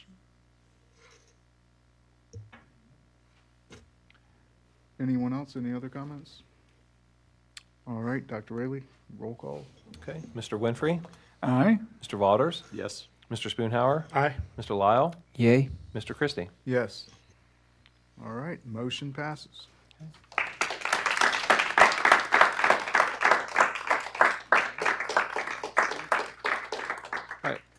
Next on the agenda, board members, is another resolution for your consideration, and this is opposing legislation related to mandatory collective bargaining in local communities. This legislation is HB House Bill 1263 and Senate Bill SB 378. You do have the resolution in your packet, and I'm happy to read that one if that's your pleasure today. Read that into the record. Okay. All right, so this is a resolution of the Goochland County Board of Supervisors opposing mandatory collective bargaining legislation, HB 1263 and Senate Bill 378. Whereas current Virginia law provides a local option allowing governing bodies to determine whether and how to engage in collective bargaining based on local fiscal capacity, workforce needs, and service priorities. And whereas HB 1263 and SB 378 would eliminate this local option and impose a state-mandated one-size-fits-all collective bargaining framework administered by a public employee relations board. And whereas this legislation shifts authority away from locally elected officials and imposes an unfunded mandate with significant fiscal and administrative consequences for local governments and taxpayers. And whereas Virginia's localities vary widely in population, resource, and service delivery models, and are best positioned to make decisions that reflect their unique circumstances. And whereas mandatory collective bargaining as proposed would divert limited local resources from core services to new administrative and bargaining structures without dedicated funding, eliminate local flexibility to align workforce decisions with budget and service needs, create unpredictable fiscal obligations through arbitration and expanded dispute resolution processes, increase administrative burden, litigation risk, and long-term costs for local taxpayers. And whereas local governments must maintain balanced budgets while continuing to provide essential services, including public safety, education, and infrastructure. Now therefore be it resolved that the Goochland County Board of Supervisors strongly opposes HB 1263 and Senate Bill 378 and any legislation that mandates collective bargaining for local governments. And be it further resolved that the board urges the governor and members of the Virginia General Assembly to preserve local authority over workforce and labor relations policies. And be it finally resolved that the clerk of the board shall transmit this resolution to the governor and members of the Virginia General Assembly. Thank you, Dr. Raley. Board members, do I have a motion? Mr. Chair, I move to approve the attached resolution opposing House Bill 1263, Senate Bill 378, and any legislation that mandates collective bargaining for local governments, and request that the county administrator transmit the approved resolution to the governor and members of the Virginia General Assembly. Second. All right, I've got a motion and a second. Any discussion on this, board members? Mr. Chairman, I've moved to Virginia, and I spent some of my early years in Pennsylvania. And there was collective bargaining for teachers, and they were not supposed to be allowed to go on strike, and they did. And some of my educational deficiencies might be that third grade was not as long as it needed to be for me because they were on strike. So this is the camel's nose under the tent flap if this happens, that even though it's prohibited from going on strike, I have lived the experience where they do anyway. And I think public service, and I understand working for government is different, but at the same time, that is I'll use the term sacred trust, where you actually have elements of health, safety, and well-being in their power, in their control, in their job function. And to see that someone who is unionized and determines to go on strike is actually, I think, counter to the whole concept of public service. So can we pass this twice, I guess would be my request, because it truly is not just a theoretical. I've lived it, and it is not good governance. And so I strongly approve of the motion and just want to share that with you. So I did. Thank you, Mr. Lau. Any other comments? All right, should we do a roll call vote? Dr. Raley, roll call vote. Okay, we'll start with Mr. Lyle this time. Yay. Mr. Spoonhauer. Yes. Mr. Waters. Yes. Mr. Winfrey. Yes. And Mr. Christie. Yes. All right, next.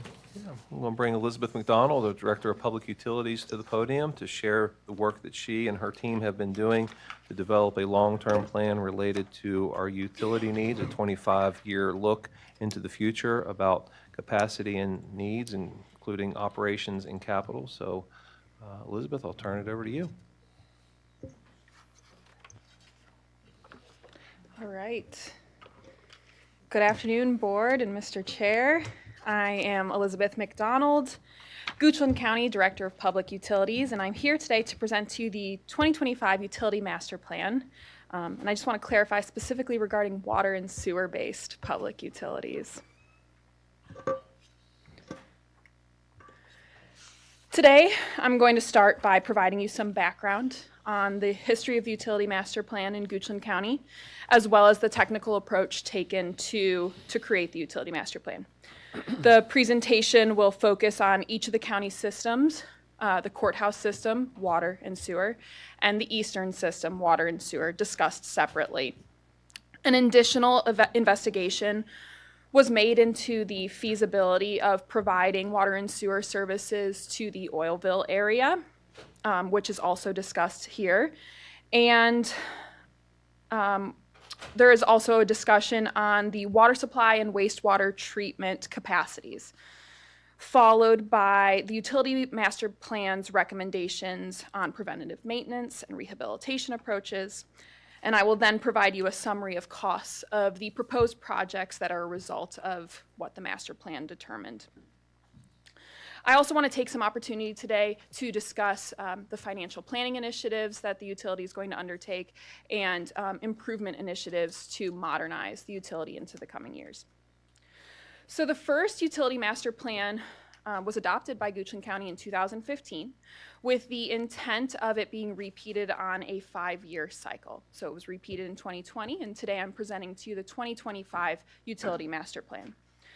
The Utility Master Plan includes a complete model of our water systems and wastewater systems within the county, and those models were created under assumptions using the comprehensive plan, forecasted capacity needs in our designated growth areas, and a very conservative outlook, assuming all undeveloped land within those designated growth areas would be developed within the next 25 years.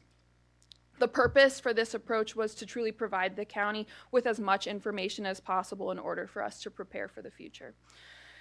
Based on the projections, projects to support the forecasted development were outlined in the master plan. These projects were categorized into 3 improvement categories: capacity, reliability, and growth. Capacity projects are expected to be funded by the county. The purpose of capacity projects is to meet capacity needs, largely due to our assets meeting their end of useful life. Growth projects are intended to specifically target development-centered projects, and growth projects are expected to be funded by developers.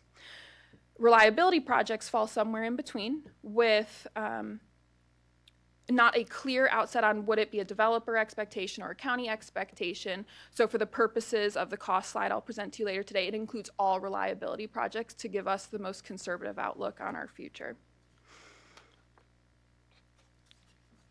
So we're going to start with the water system in the courthouse area.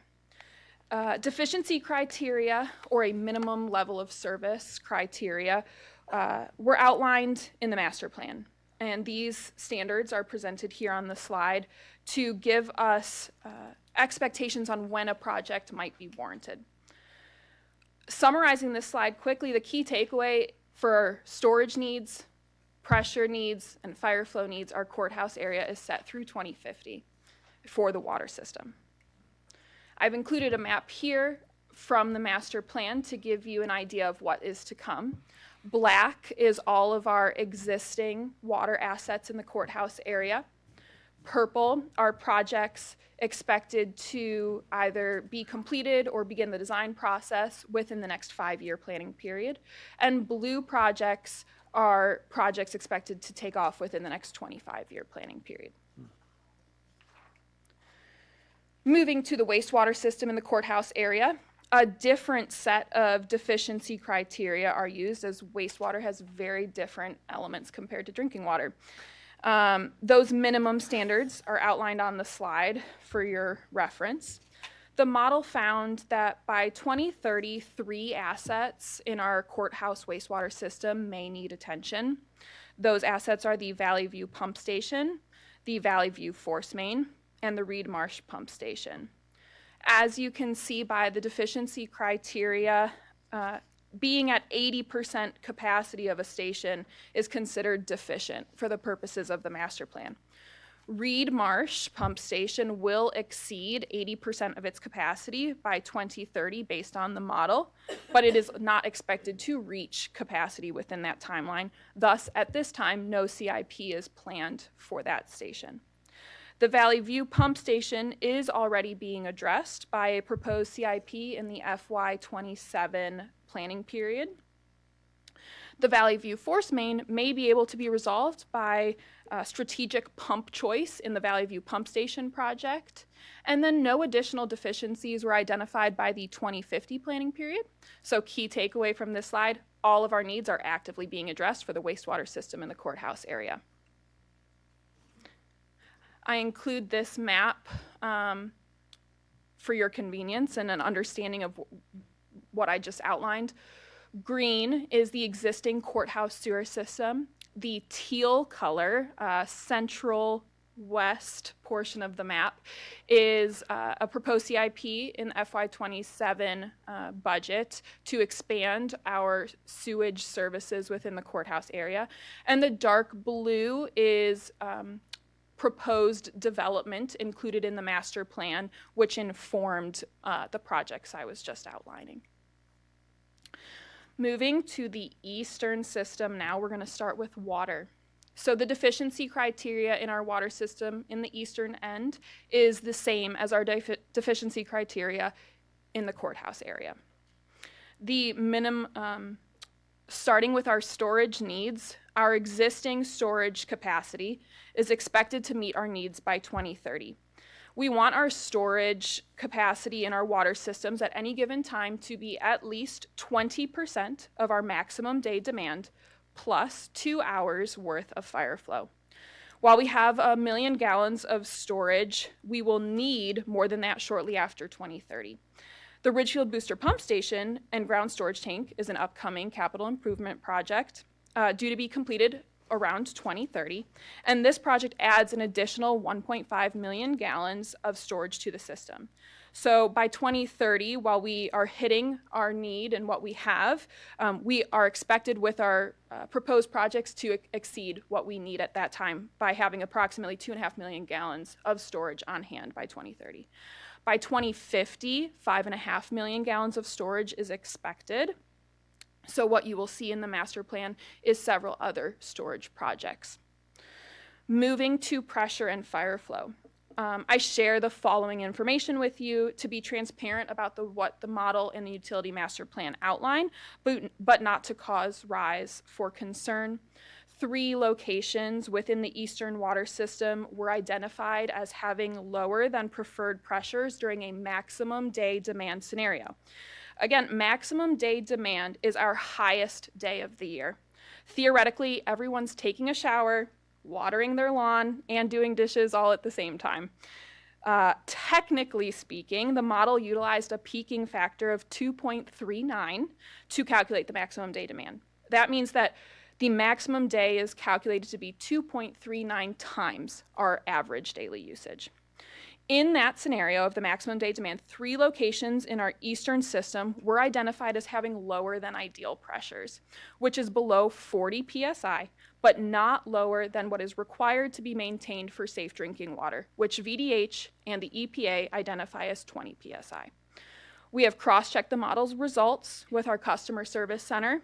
We have not received customer concerns of low pressure in these 3 locations, but the customer service center staff has been made aware so that if a pattern arises, it is something that we can address. 1 location was identified as having an opportunity for fire flow improvements, which is the River Road high pressure zone near the Benedictine School. I say this again not to cause rise for concern, but to bring it to your attention and be transparent as it is outlined in the master plan. It is not a concern at this time because there is already alternative infrastructure in place in this area. For example, the area is fitted with dry hydrants, and our fire rescue department knows to respond to this area with tanker trucks. While alternative infrastructure is in place, I have also had the master plan fitted with a project to address the opportunity for fire flow improvements if the county wishes for the utility to have the capacity to do so solely.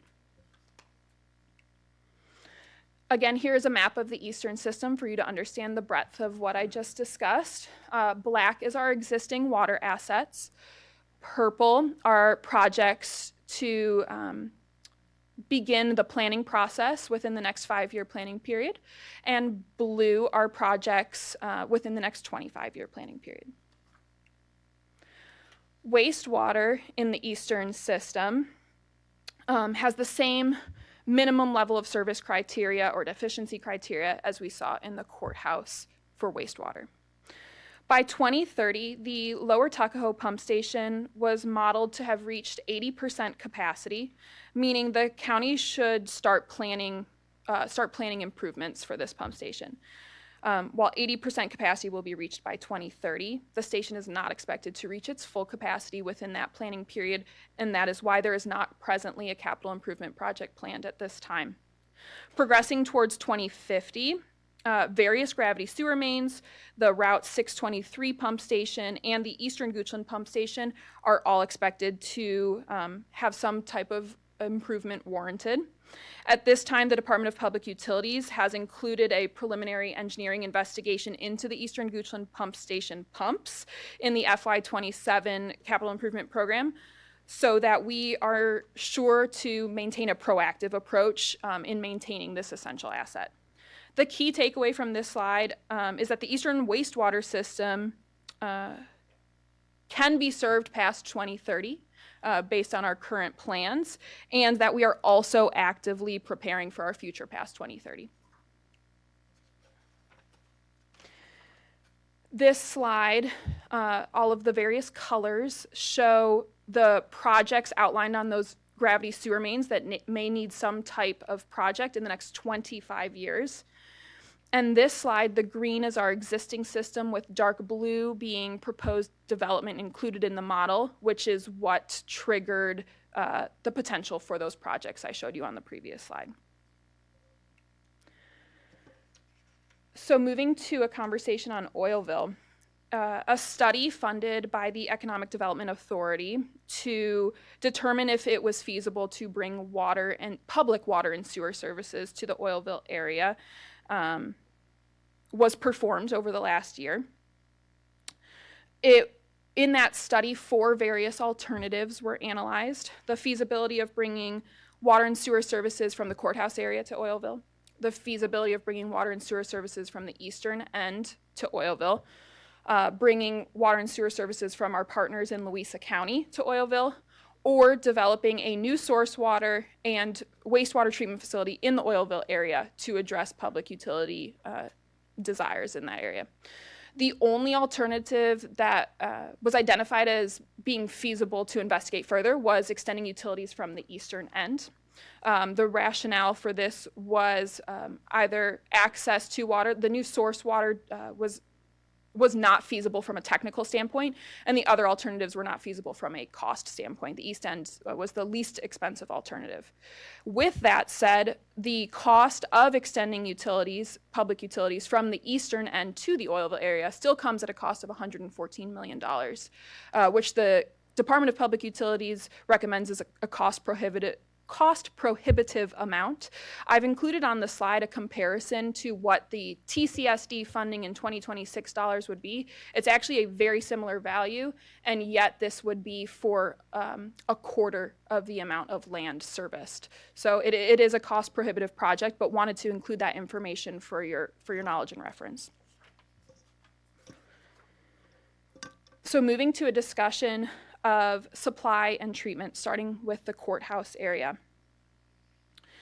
Both our water supply and wastewater treatment in the courthouse area are provided by the Department of Corrections. There is a lot of information on this slide, but our key takeaway is that our existing contracts with the Department of Corrections allows us to serve the courthouse area past the 2050 planning period. This slide discusses our water supply and wastewater treatment needs in the eastern area. Our water supply in the eastern area is provided by 4 interconnections with Henrico County. Our contract with Henrico County is tiered and based on a maximum day demand. Presently, we are in the second of 4 tiers. Current projections show us exceeding the 4th tier in 2049. However, some statistics are here to provide you peace of mind. The Oilville expansion is included in these projections, which I just described as cost prohibitive. The Oilville expansion includes 2 million gallons per day in this total 2050 projection. So removing Oilville from this scenario would give us the ability to serve our east end with our existing contract with Henrico past the year 2050. Additionally, because this value is based on a maximum day demand rather than an average day demand, that 2.39 multiplier I discussed with you already, there's a likely opportunity over the next 25 years for the county to explore various water conservation efforts to further these projections even further. And lastly, as I said in the beginning of this presentation, these projections were a very conservative approach, assuming that all of our designated growth areas would be developed in the next 25 years.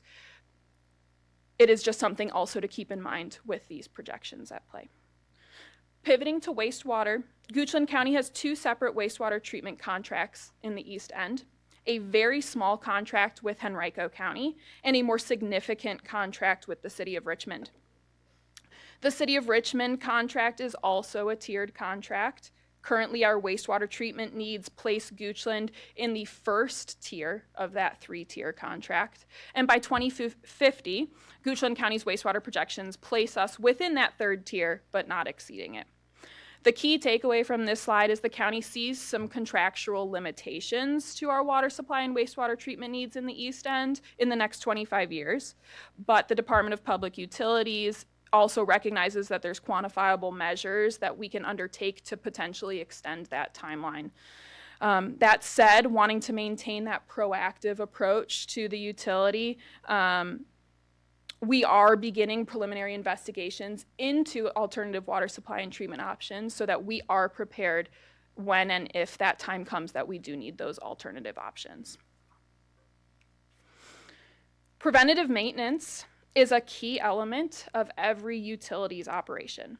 The master plan outlines various efforts that Goochland County can take to maintain that proactive approach. This is inclusive of a valve assessment program and a hydrant maintenance program. I can proudly say today that there are no present hydrant maintenance issues in the public utility system, and all fire rescue department needs regarding fire hydrants have been addressed.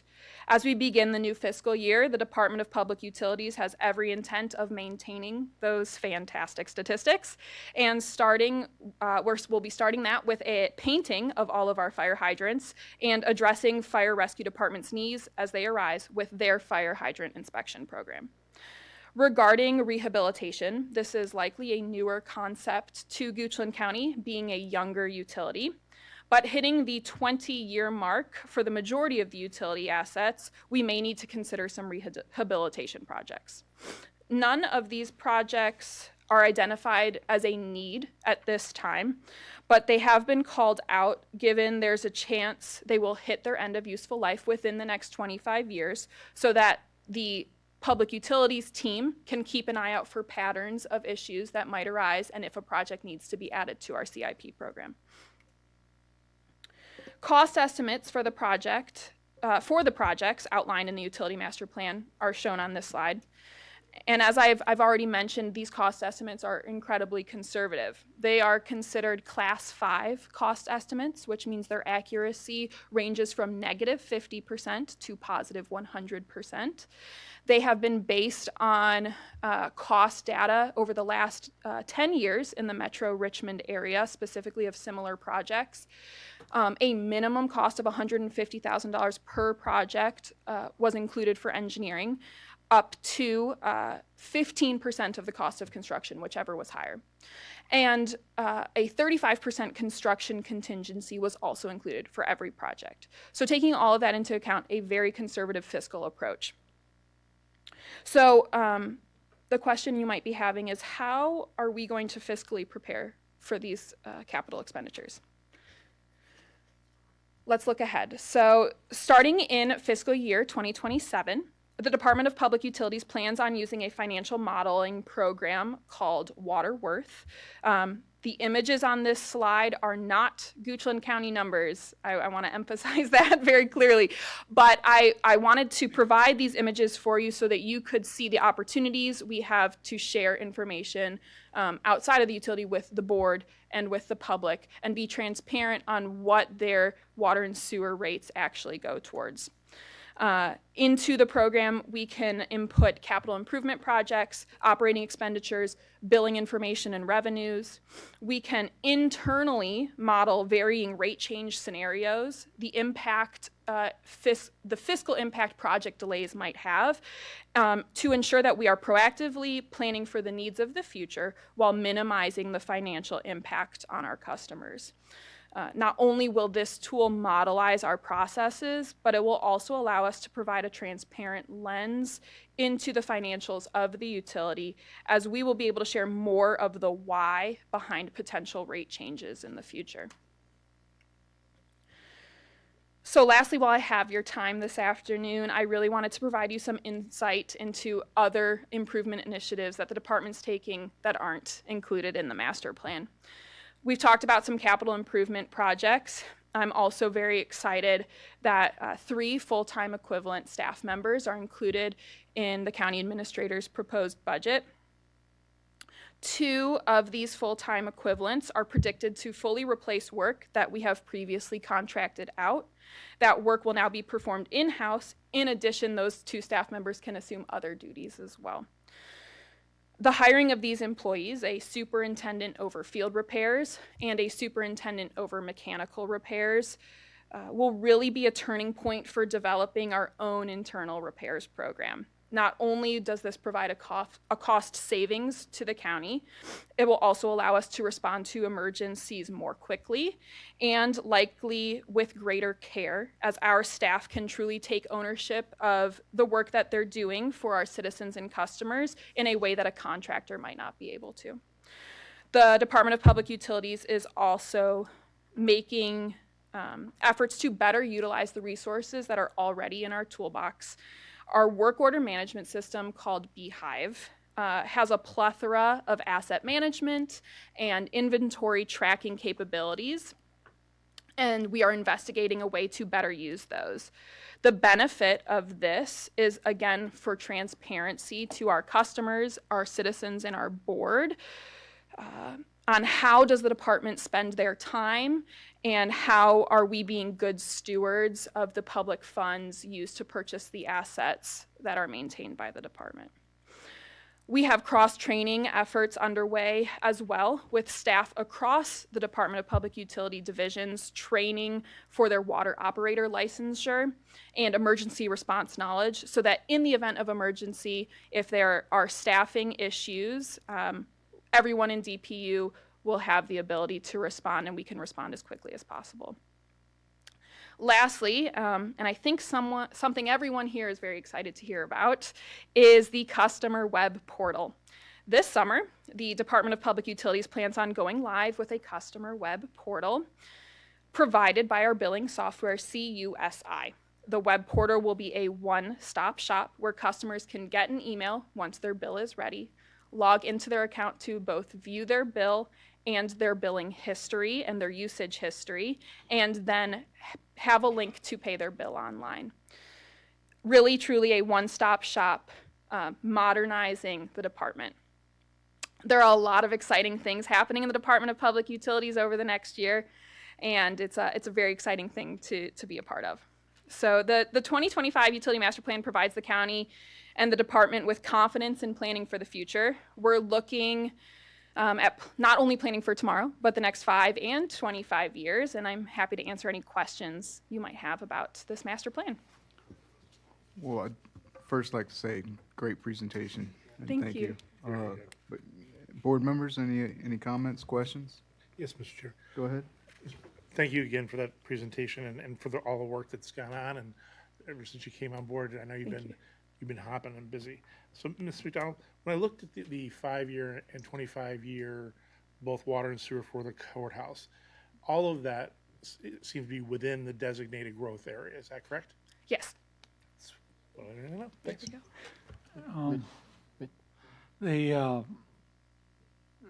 You expressed that maybe by 2050, the wastewater or sewer may need some improvement in order to reach the needed capacity required. Was the Oilville, I know the study was water and sewer. Correct. If you remove the sewer, does that extend, I mean, does that fix the problem? Or? So our pump station capacity is ample. The station was sized to handle much more flow than it is seeing today. Excuse me. That said, we do not have pumps in every slot. Additionally, those pumps that are present have been there since the station was constructed in the early 2000s. A pump's lifetime starts to need serious rehabilitation after about 20 years. So really the project identified in the master plan is more from a end of useful life perspective. The capacity perspective could be handled by the addition of pumps in those existing slots. My other question is, we've got, 30, 40 miles of the James River that runs along our county, and I'm sure you've looked into the possibility of that being a source, and understand it may take an act of Congress to be able to dip into that and extract water for our use. So it looks like maybe we missed the boat on that years ago.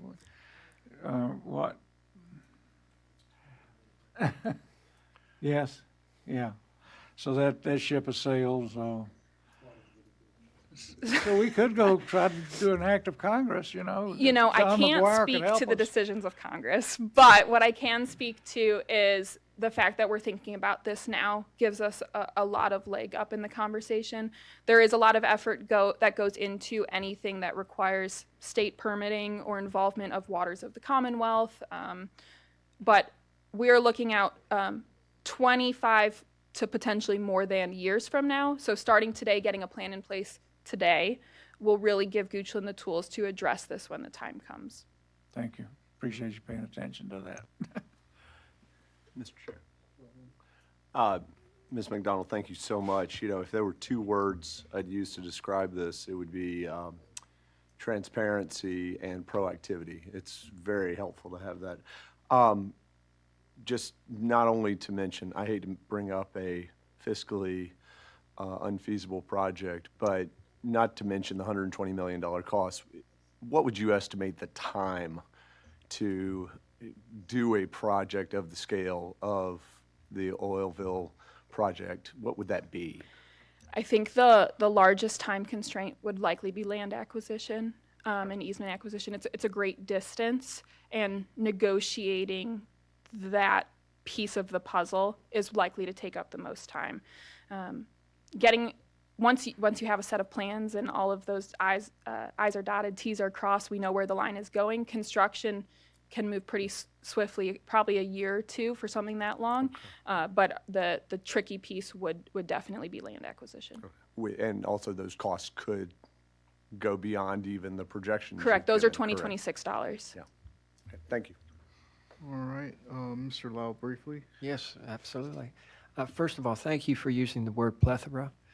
That, I got excited when I heard that. There has been ongoing discussion, I think Tommy Clements and Taylor Brannon with the Lower Tuckahoe Homeowners Association had a high degree of frustration prior to you joining. My understanding is that some of, if not all of their concerns have been addressed. Can you confirm that? I've reached out to them and not heard back, which I'm assuming means they're not upset. I'm sorry I didn't mention it. It is on the slide regarding water in the eastern end. So one of the transitions that was made from the last master plan to this master plan is a change in the operations of what water utilities called pressure zones. We maintain certain water pressures within designated zones. From 2020 to 2025, we combined two of those zones. And by doing so, we saw a marked improvements in water pressure in the lower Tuckahoe area, and have not actually heard internally customer concerns since then. Great. And then you may have been included in an email I received from a client, which I think you've answered with the one-stop portal, and that is the ability to pay their bills online. Yes. Will there be a surcharge involved in that? Do you know that they would have to pay the 3% processing fee? Correct. Okay. The payment link is still the treasurer's. The treasurer is the collector of all funds for the county, but it will be in the CUSI website so that our customers only have to go to one place to both view and pay their bill. Utility. Correct. Not Yes. their real Yes, estate. my apologies. Yep, Yes, that's just fine. utility bills.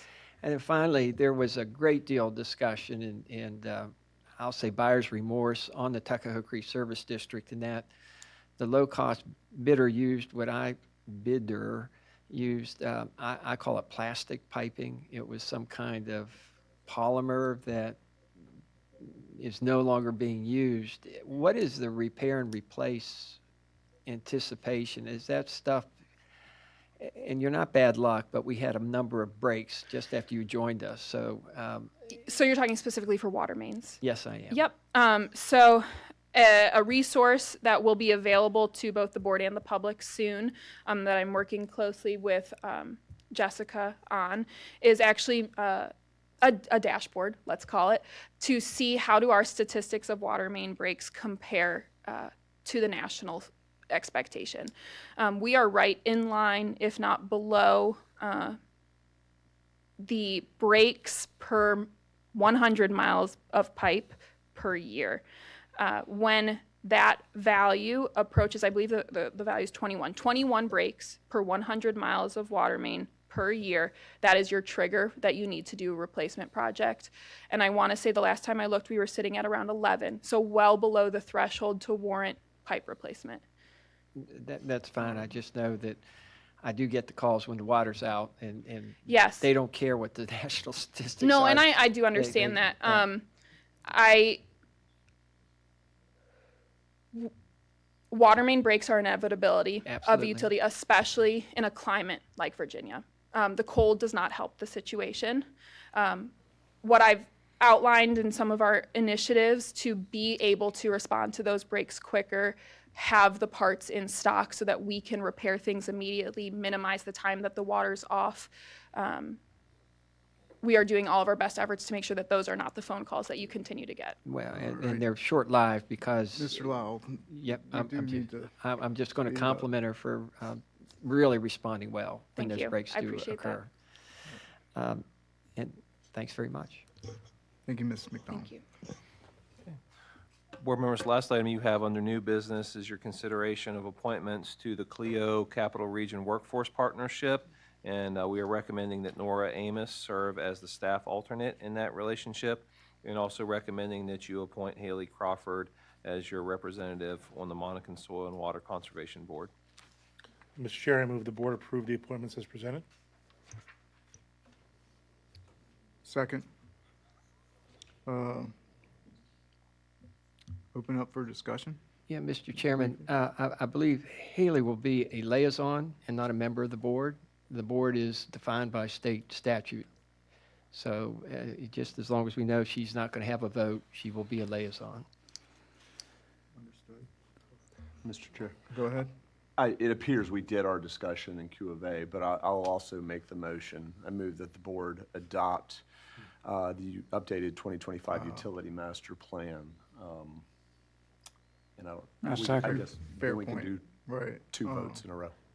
Yes, yeah, we'll do, we forgot to approve the motion for the utility master plan, and I can rescind my motion at the time. It still exists, does it not? You have Well, to address- you can only address one at let's a just time. let's go back to the utility immediately after this. So I've got a motion and a second for the appointments in April 2026. All in favor, say aye. Aye. Yay. All right, that motion passes. Now, do I have a motion to adopt the updated 2025 utility master plan? Mr. Chair, I move that the board adopt the updated 2025 utility master plan. Second. All right, I've got a motion and a second. Any discussion on that? I mean, we had Q&A. I think we can move on. All right. All board members in favor, say aye. Aye. All right, motion passes. All right, so now we will go ahead and break for dinner recess, and we will reconvene at our 6 p.m. Evening meeting. Thank you, everyone.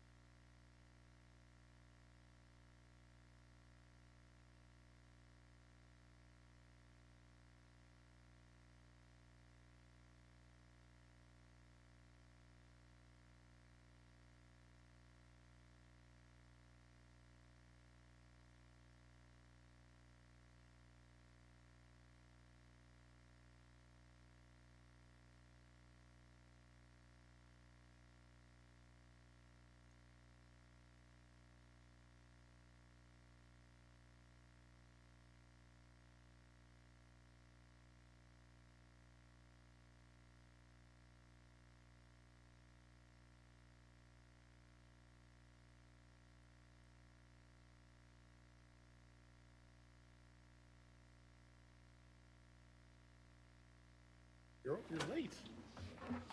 Mr. Midford. All right, welcome back, everyone. So, where are we at? Citizen comment.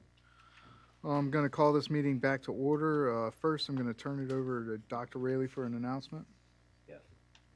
Well, thank you, Mr. Christie, and welcome everyone. We're so glad you're here to be a part of the work of Goochland County. We're about to enter into citizen comment and see that we have some individuals who are wearing shirts related to Valley Link. I think it's important to let our citizens know that earlier today at the 3 o'clock meeting, our board did adopt a resolution, unanimously. All 5 board members voted in a resolution to oppose the Valley Link project, and we provided that resolution publicly and read it, and certainly wanted to let those of you who are not in attendance about that. Some folks are here who were here earlier today. So just wanted to share that the board did vote in unanimous opposition to the Valley Link project at their 3 o'clock meeting earlier today. So that being said, we continue to welcome public comments as we do the work of Goochland County, and so we're going to open up citizen comment here in a moment, and this is for items that are not on the public hearing agenda. So we do have 3 public hearings that are related to real estate taxes, budget, and fees as well, but citizen comment is for things that are not related to those public hearings. And so if you choose to speak, this citizen comment period is intended to not last more than 1 hour. You're welcome to come forward and state your name and your address. You'll have 3 minutes to speak. And when you start, your lights in front of you will be green. They will then transition to flashing yellow, and then when your 3 minutes are up, then it will turn to red, just so that you're aware of that. If you do have somebody who wants to cede their time to you, you can have a few folks do that. They'll get 2 minutes of additional time. They just need to announce that, and then that speaker can have as many as 10 minutes, but 10 minutes is in fact the max. We do ask that you direct your comments to the board rather than the audience. And ultimately, here in Goochland, we certainly are proud of how we can maintain a decorum and have a respectful meeting. So I ask that we are able to do that as we engage in our citizen comment period tonight. So, Mr. Chairman, once you open the citizen comment, we do have 4 people who have previously signed up, and I'm happy to read those names once we open up the citizen comment period. All right, citizen comment period is now open. Dr. Raley, those names? Okay, the first speaker who has signed up is Christy Payne.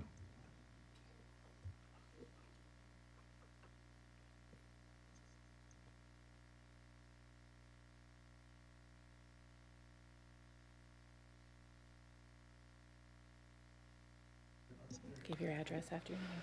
My name is Kerman Payne, 4630 Three Chop Road, Gum Spring, Virginia. I'm succeeding my time to my wife, Christy. Okay, you can go. I'm Christy Payne at 4630 Three Chop Road, Gum Spring, Virginia, 23065. Good evening. First, I want to sincerely thank the board for passing the opposition resolution regarding the Valley Link transmission line. That action matters, and it shows that you're listening to your residents. I recognize this is a complex issue, but for many of us, this is not just a project. It's our homes, it's our land, and it's our future. When over 120,000 mailers went out across 9 counties, including Goochland, many residents were left confused and unaware of what steps to take.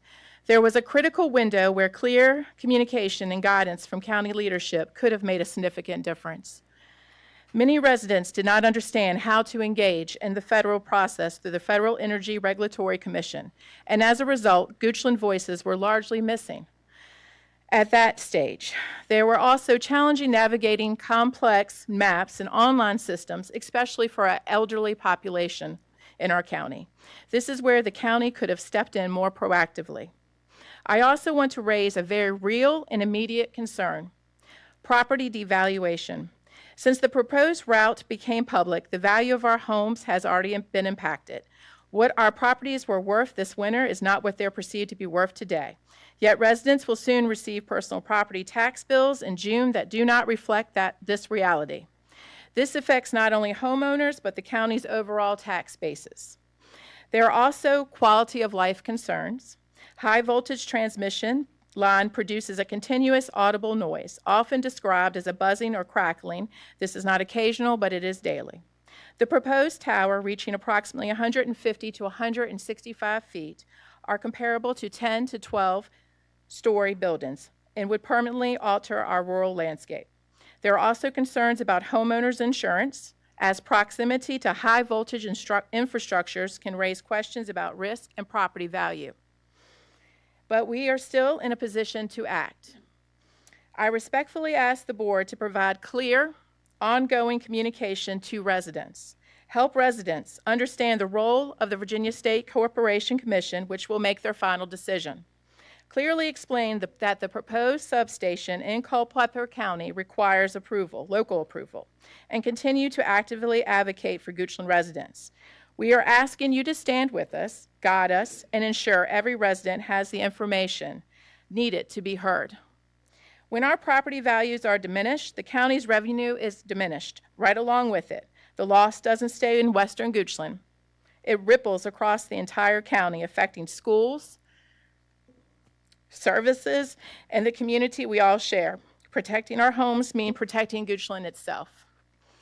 Additionally, we keep hearing that the transmission line is for the greater good and that there is no direct personal benefit to those of us who live here.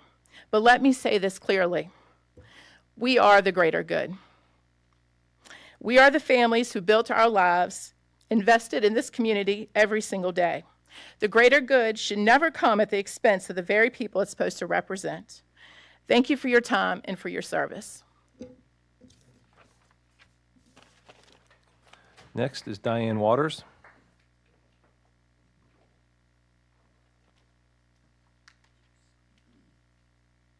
Good evening. My name is Diane Waters.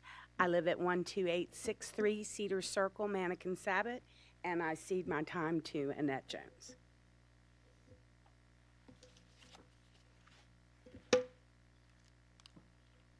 Good evening. My name is Annette Jones, and I live at 4841 Ash Grove Lane on the western end of the county. I come before you tonight in opposition to the Valley Link project. But before I explain why, I want you to understand where I am coming from. I'm a lifelong resident of Goochland, and I cannot imagine calling anywhere else home. This community is unmatched in its willingness to support one another in times of need. I have volunteered in one capacity or another my entire life. Goochland is not just where I live, it is who I am. Last October, I reached out to Mr. Christie to express my opposition to the TOD and the SMRs. I did not want Louisa County placing a data center near Shannon Hill because of what it would do to our way of life. And I could not support a double standard by opposing it up here, but accepting similar impacts in eastern Goochland. I also raised concerns about small modular reactors, particularly given the proximity to two active rock quarries with daily blasting and the highest fault line that runs through that area. At the time, my understanding of SMRs was limited, but my concerns were real. Mr. Christie encouraged me to consider the perspective of by-right energy development, suggesting these facilities could generate their own power, sell excess back to the grid, reduce costs for Virginians, and position Goochland to benefit from the economic development boom happening across the state. He compared it to a long-term investment like a 401k, warning against putting all of our eggs in one basket. My response then is the same as it is now. Just because everyone else is doing something does not make it right. We do not have to be a part of the problem that may ultimately harm the residents of Virginia. We can choose to keep our hands clean and our heads held high. The grass is not always greener on the other side. Sometimes it's artificial turf, and by the time you realize it, you've already lost what was good. So why does this matter when it comes to the Valley Link project? Because now we are seeing the consequences of these decisions. This project represents multiple forms of destruction. The taking of land, depreciation of property values, the disruption of our way of life. For many of us, including myself, our homes are our only investment. And yet we stand to gain nothing in return. In fact, Goochland may lose revenue due to decline in property values. Through my research, I have also come to understand how projects like SMRs, battery storage facilities, and solar farms operate. They rely on high voltage transmission lines, like those proposed in the Valley Link project, to move energy long distances into the grid. These projects are not isolated, they are connected. I ask, what is your understanding of how the selling of excess power back to the power grid happens? If you have not already, I urge you to visit blockvalleylink.org. There you will find information about how this project was known to officials in Culpeper County as early as August of last year, revealed through a FOIA request. Yet in September Board of Supervisors meeting, Dominion stated they had no knowledge of it. The video is available to anyone to watch. I have many concerns and many questions, but the timeline speaks for itself. In May 2023, Goochland updated its zoning ordinance to include energy storage facilities. In May 2025, a battery storage project off Cardwell Road was proposed and later fell through. In July 2025, the TOD and SMRs were introduced to the public. In November 2025, this board voted in favor of them. And now we are faced with the Valley Link project. This did not happen overnight. This has been building, and now we're potentially being forced to accept the consequences. Your citizens need you to be transparent, bold, proactive, and fully informed about what lies ahead. We need you to take a stand in opposition to any variation of the Valley Link project before the SEC, as well as looking at what you have set us up to contend with if we continue down the wrong path. Thank you. Candace Chavis.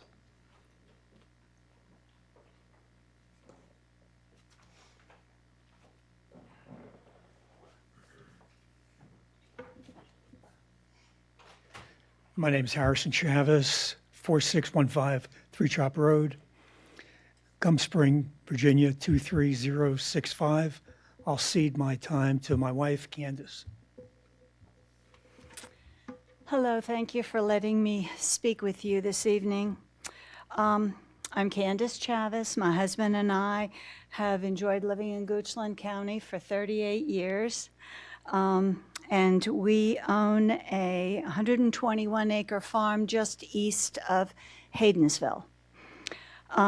Unfortunately, we are directly in the path of option G of the Valley Link transmission.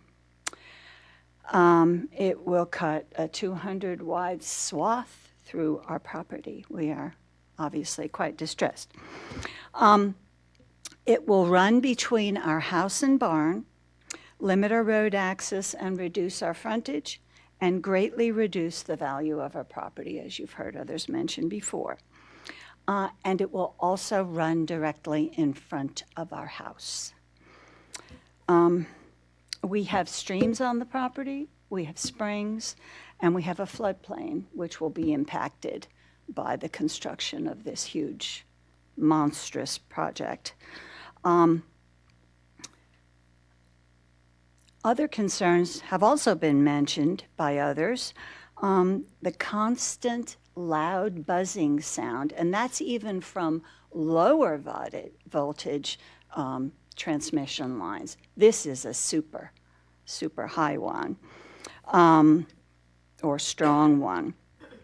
I'm also concerned about the harmful effects of close and constant proximity to the high energy flowing almost overhead of where we live. It's extremely close to our home, approximately 150 feet from our house, at least this plan shows. We are living on our dream property, you know, saved and scrimped and everything, and worked very hard to invest and improve our property, and love it, absolutely love it, and want to pass it on to our children and grandchildren. There are numerous property owners affected by this option G. Going through our beautiful rural county. And there's quite a good deal of future construction by property owners. Maybe they want to build their dream home as well. And even current construction, home construction in the path of this proposed G. Please help us stop or reroute this project. Very distressing, I think, to all of us. And as mentioned before, it's only passing through our county and the others, not to benefit us particularly, but to benefit greater power usage in Northern Virginia. I don't know if you or anyone else would be interested, but there is a book that discusses property values, the impact of property values by these towers, turbines, and transmission lines. And I have the information on that if anyone would like to take a look at it. Thank you very much and appreciate all your help. Thank you. So, Mr. Chairman, that's everyone who's signed up to speak. There may be others who want to speak, but that's all the signups. Thank you, Dr. Rayleigh. Any others from the public? Go ahead, sir. You come on up.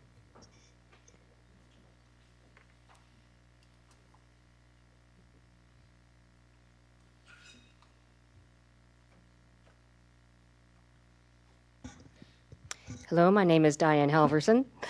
I live at 12253 Bremner Ridge Circle in Mannequin-Sabat, Virginia, 23103, and I'm ceding my time to my husband, Lee. Mr. Chairman, supervisors, staff, thank you very much. Greetings and salutations. My name is Lee Halverson. I live at 12253 Bremner Ridge Circle, Mannequin-Sabat, Virginia. I am a friend of Goochland. We love it here. We love the land. We love the people.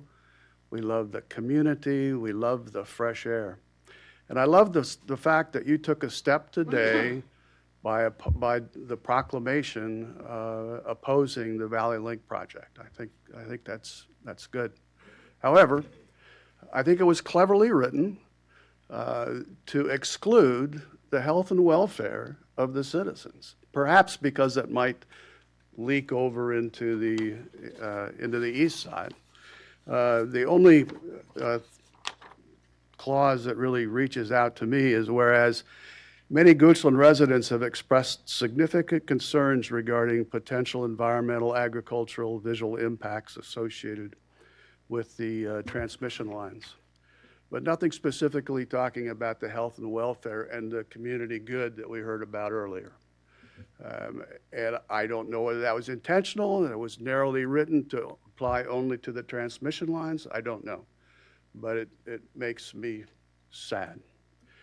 I'm here to ask you to remove data centers from M1 zoning, to just take them out.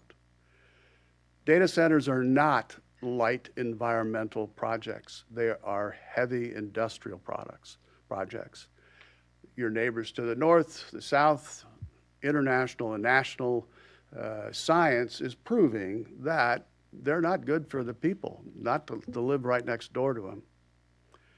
So there's a lot of things I wanted to say tonight, but that's the bottom line. Your proclamation says we care about the land, we care about the rural sense that the land has, but it doesn't bring the common good, the community good, and the health and welfare of the citizens to bear. I ask you to do that by taking M1, taking data centers out of M1. As a matter of fact, I urge you to take data centers completely out of Goochland County. You know, if there's a line out to the west, there's going to be a data center, find its home out there someplace. And I don't think that Goochland County people want data centers. I urge you to ask them. Ask them in your town hall meetings. Ask them. Ask them to write you. Thanks for your time. I appreciate your service. I appreciate all that you do. I know it's a tough job. And the lady that this afternoon said that offered help, I'm ready to help too. Thank you.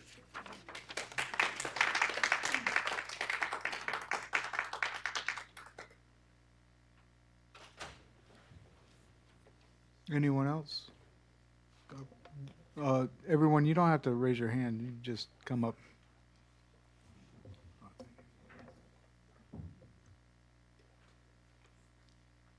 Thank you. This is the first time I've ever spoken out, and I think it's about time.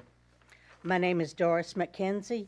I live at 3255 Tab Scott Road, Columbia, Virginia, 23038. This is the email that I sent Valley Link just today. I'll be sending them one weekly. It says, Dear Sirs, I'm requesting a termination of the Valley Link project, super high voltage power line. Not high, not extra high, super high voltage power line. I have been in Virginia for approximately 30 years.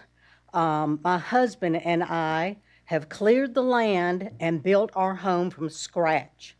This transmission line invades the corner of my property and is only 300 feet from my house. So you can imagine the disgust we had when we first saw their flyer.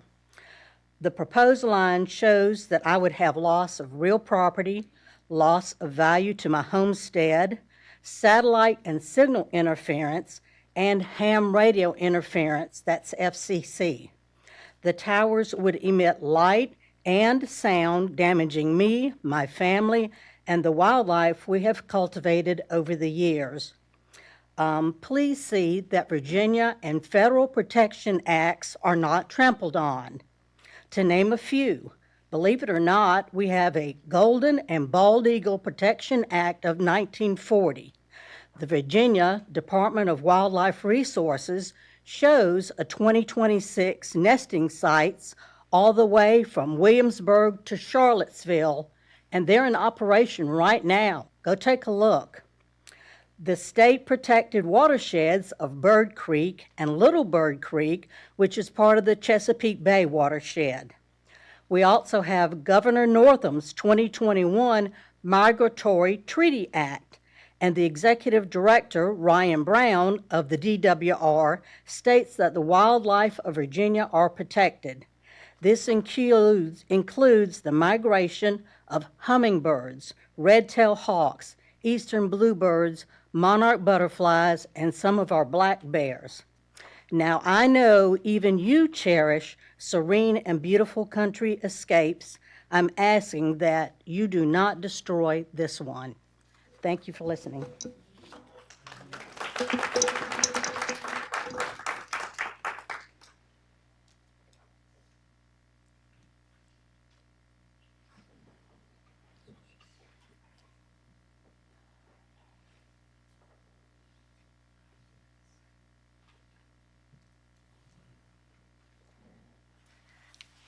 Good evening. My name is Kathleen Byro, 12481 North Crossing Drive in Mannequin-Sabat.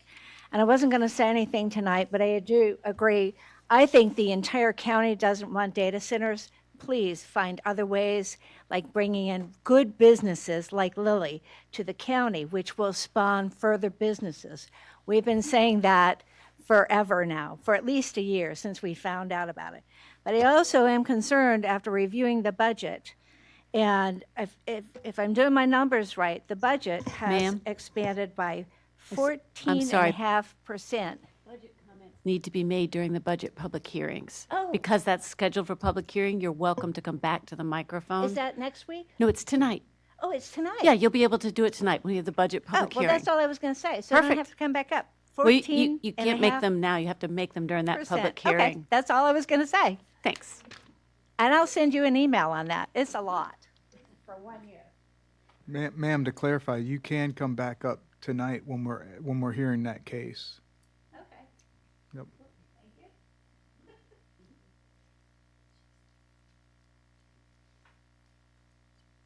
Anyone else on cases not being heard tonight?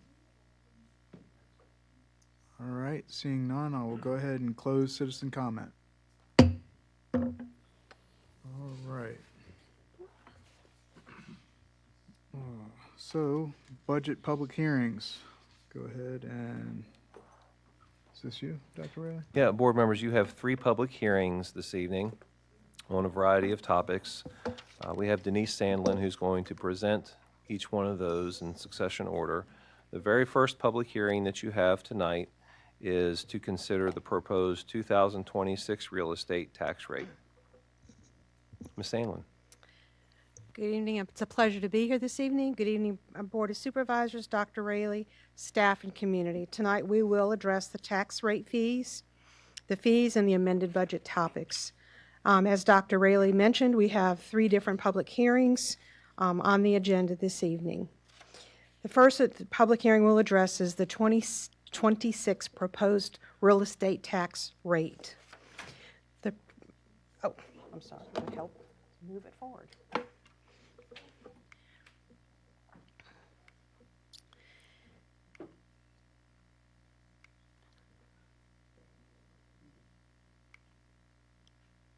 Sorry about that. The current current tax rate is 53 cents per 100 of assessed value. The assessed value assessment has increased due to assessment increases, not the tax rate itself. The assessments itself, it's a 5% excluding new construction. The lowered rate necessary to offset the increased assessment is 50 cents per 100 of assessed value. The effective rate increase is actually 3 cents per 100, or 5%. We are required to determine the rate to keep it revenue neutral. The real estate tax rate has been the same as it was previous year. I will pause here and I will let the Board of Supervisors to communicate any questions or answers in regards to this.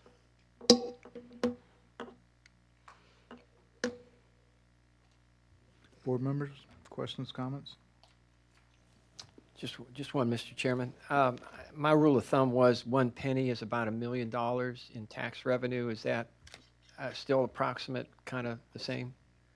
So if it were, we're terming it the 5% decrease with $3 million decrease in tax revenue, real estate tax revenue to the county. Is that? Yes, that's about. Okay, thanks.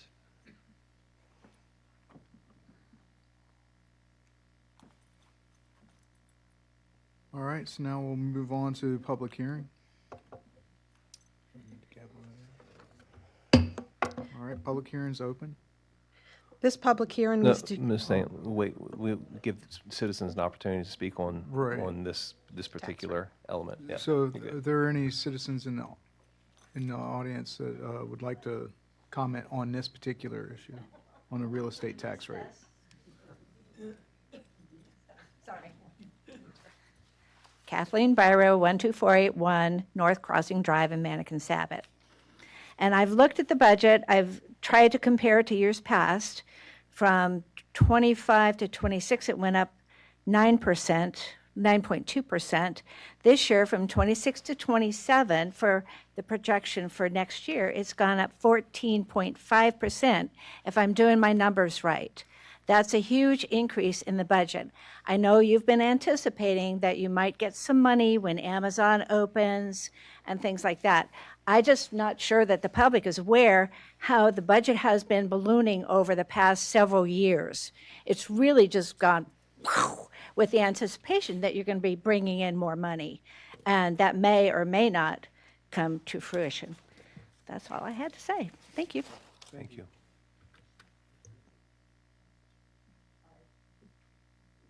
Anyone else on the real estate tax rate? All right. Close the public hearing. All right.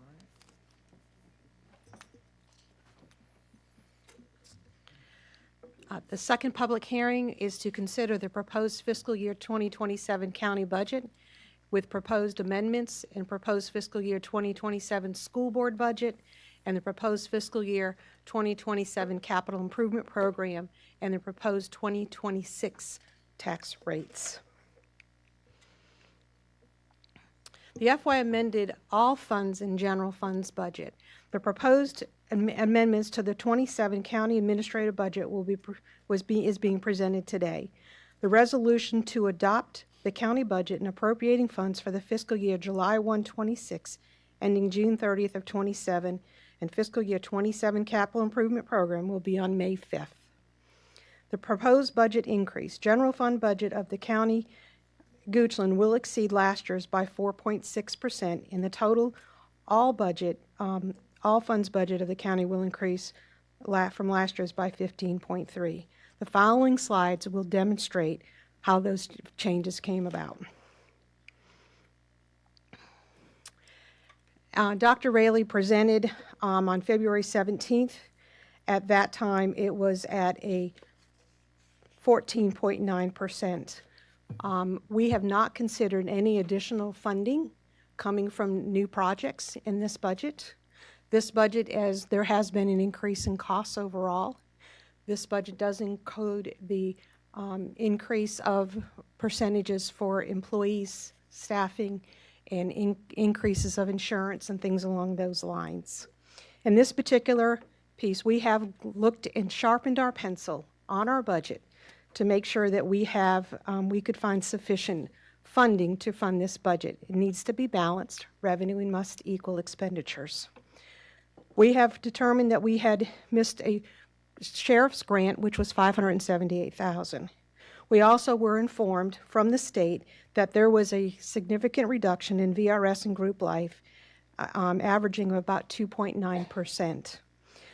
The total savings that we had come up with, considering tax rebate incentive from the Capital One, and this list as we see here, is about $2.1 million. On the next slide, there's an allocation, the allocation of taking that $2.1 million and determining how we were going to fund these. This list of funding priorities was determined based on Dr. Raley and various departments on what the priorities were for these funding. The total that is being funded here is 2.1, which balances to the additional revenues and cuts that we have made to the budget. There still are some unfunded requests in the budget. However, I would like to just highlight that the Sheriff's Office of Strategic Planning, the deputy has been funded in his budget 2 communications officer and an IT director with all of the information and all the different types of IT software that they received. They needed an IT director. We also have funded in this budget, with the additional funding, we have now, originally we had 3 firefighters that were funded. We are now being able to fund 5 firefighters out of the 11. We have the ability now to increase a battalion chief to an assistant chief, and also be able to increase 3 captains to a battalion chiefs.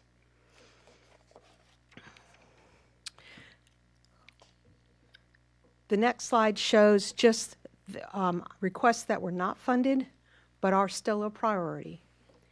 There's an increase in firefighters, EMT positions. We now still have 6 to be funded. Information technology requests, environmental inspector, additional capital improvements, and the county's strategic plan, which needs to be revised. This graph right here is the general fund. Yes, it has gone up 4.6%. This chart includes all of the items from February 17th, as well as the items we just reviewed in the last 2 slides. The next slide is for the all funds. And all funds is a general fund plus your CVTA, your Office of Children's Services, utilities is included in the all funds plus debt service. This has gone up to 5.3. This was funded by the decrease in our VRS and our health insurance, had a slight decrease in it, what was initially intended on the February 17th, and finding the additional revenues. So that it's not on the backs of additional taxes.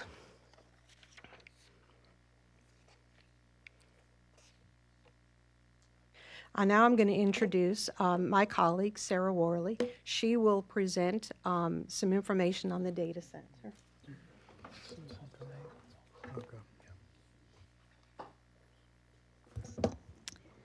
Thank you, Denise. Hello, board members. For the record, my name is Sarah Worley, and I'm the Deputy County Administrator for Economic and Community Development. Thank you for giving me the opportunity to speak to you today about the proposed data center tax rate. In preparation for today's discussion, staff have benchmarked localities in our region with whom we compete for economic development projects, including data centers. I have not included Northern Virginia in this analysis because both the land costs and the market is significantly different than here in Central Virginia. New Kent is in the process of creating a technology overlay district to attract data centers. They are in the very early stages of this initiative, and I do anticipate that they will evaluate their tax rate if their TOD is adopted in the future. The two localities with higher rates have existing data centers. Henrico has increased their rate because they have met their strategic objectives through data center development. Their rate was at 40 cents per 100, and since increasing it, has offered incentives to existing data centers to lock in that lower rate. Hanover, Chesterfield, and Powhatan are our regional competition. They have set rates to attract the industry, with Chesterfield having the lowest rate. In addition, Chesterfield has committed to locking that rate in for certain projects for 30-plus years as an incentive for attraction. Now, more than ever, a low data center tax rate is important to maintain competitiveness while the General Assembly decides whether to remove the state sales and use tax exemption for data centers. According to McKinsey Research, AI-driven demand in data centers will exceed $5 trillion in investment by 2030, and the majority of that investment is in taxable equipment. For example, all of the IT-related equipment inside of data centers, such as servers, racks, security equipment, networking, and hardware, as well as HVAC and electrical components, are all taxable. Since this equipment is running constantly and needs to be refreshed every 3 to 5 years, that means that it does not get a chance to depreciate all the way down, so a data center operator does not get the tax benefit of using depreciated property. This is one of the reasons that having a low data center tax rate is important to the industry. If Goochland were to attract data center use, it would be the highest tax revenue generating use by square foot. As you can see, a data center far outweighs other uses in terms of revenue by square foot. These data points were derived from the Southeastern Infrastructure Study, which analyzed impacts and revenue from different development types and were based off of assessors' data. For comparison, Eli Lilly would fall into the advanced manufacturing category. However, Lilly tax revenue by square foot will be much higher than the amount shown due to the nature and the amount of their equipment.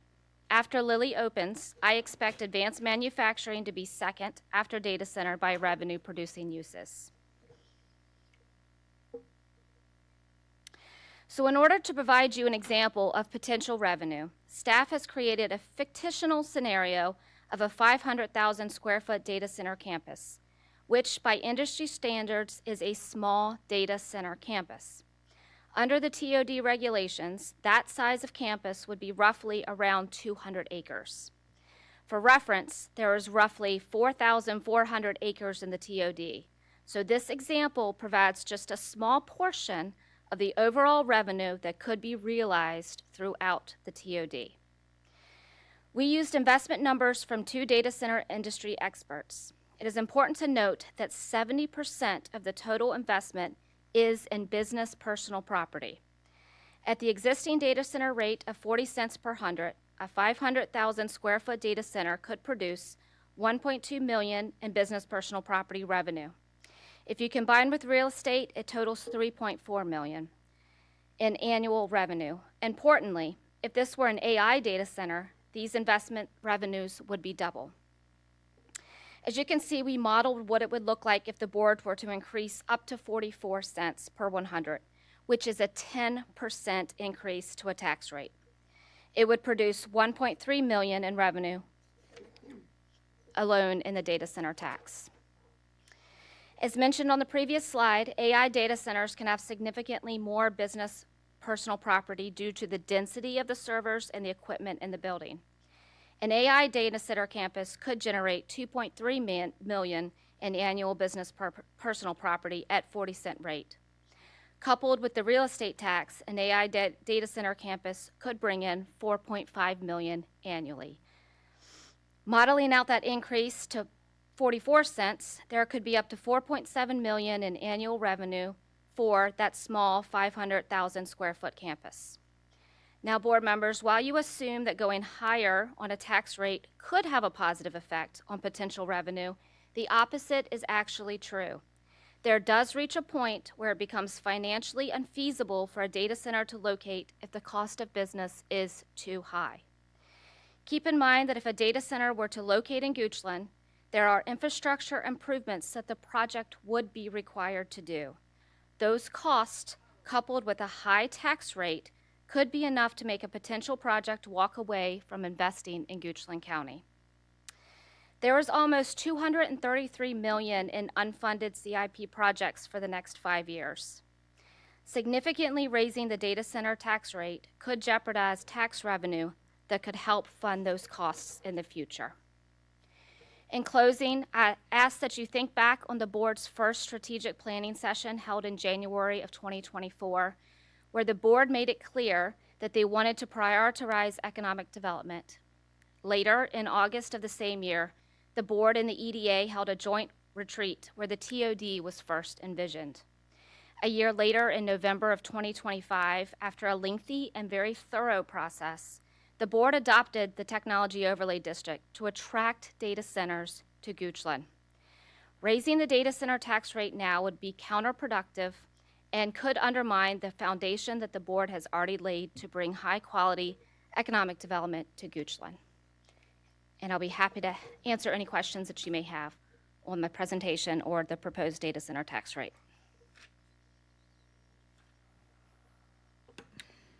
Board members, any questions? Thank you for the opportunity. Wait, I got one. Oh, yes, sir. Can you explain how a data center or the TOD is related to the Valley Link project? Any potential data center in Goochland County or RTOD is not related to the Valley Link project. Thank you. Thank you. Denise? A few things to finish up on this element of the public hearing.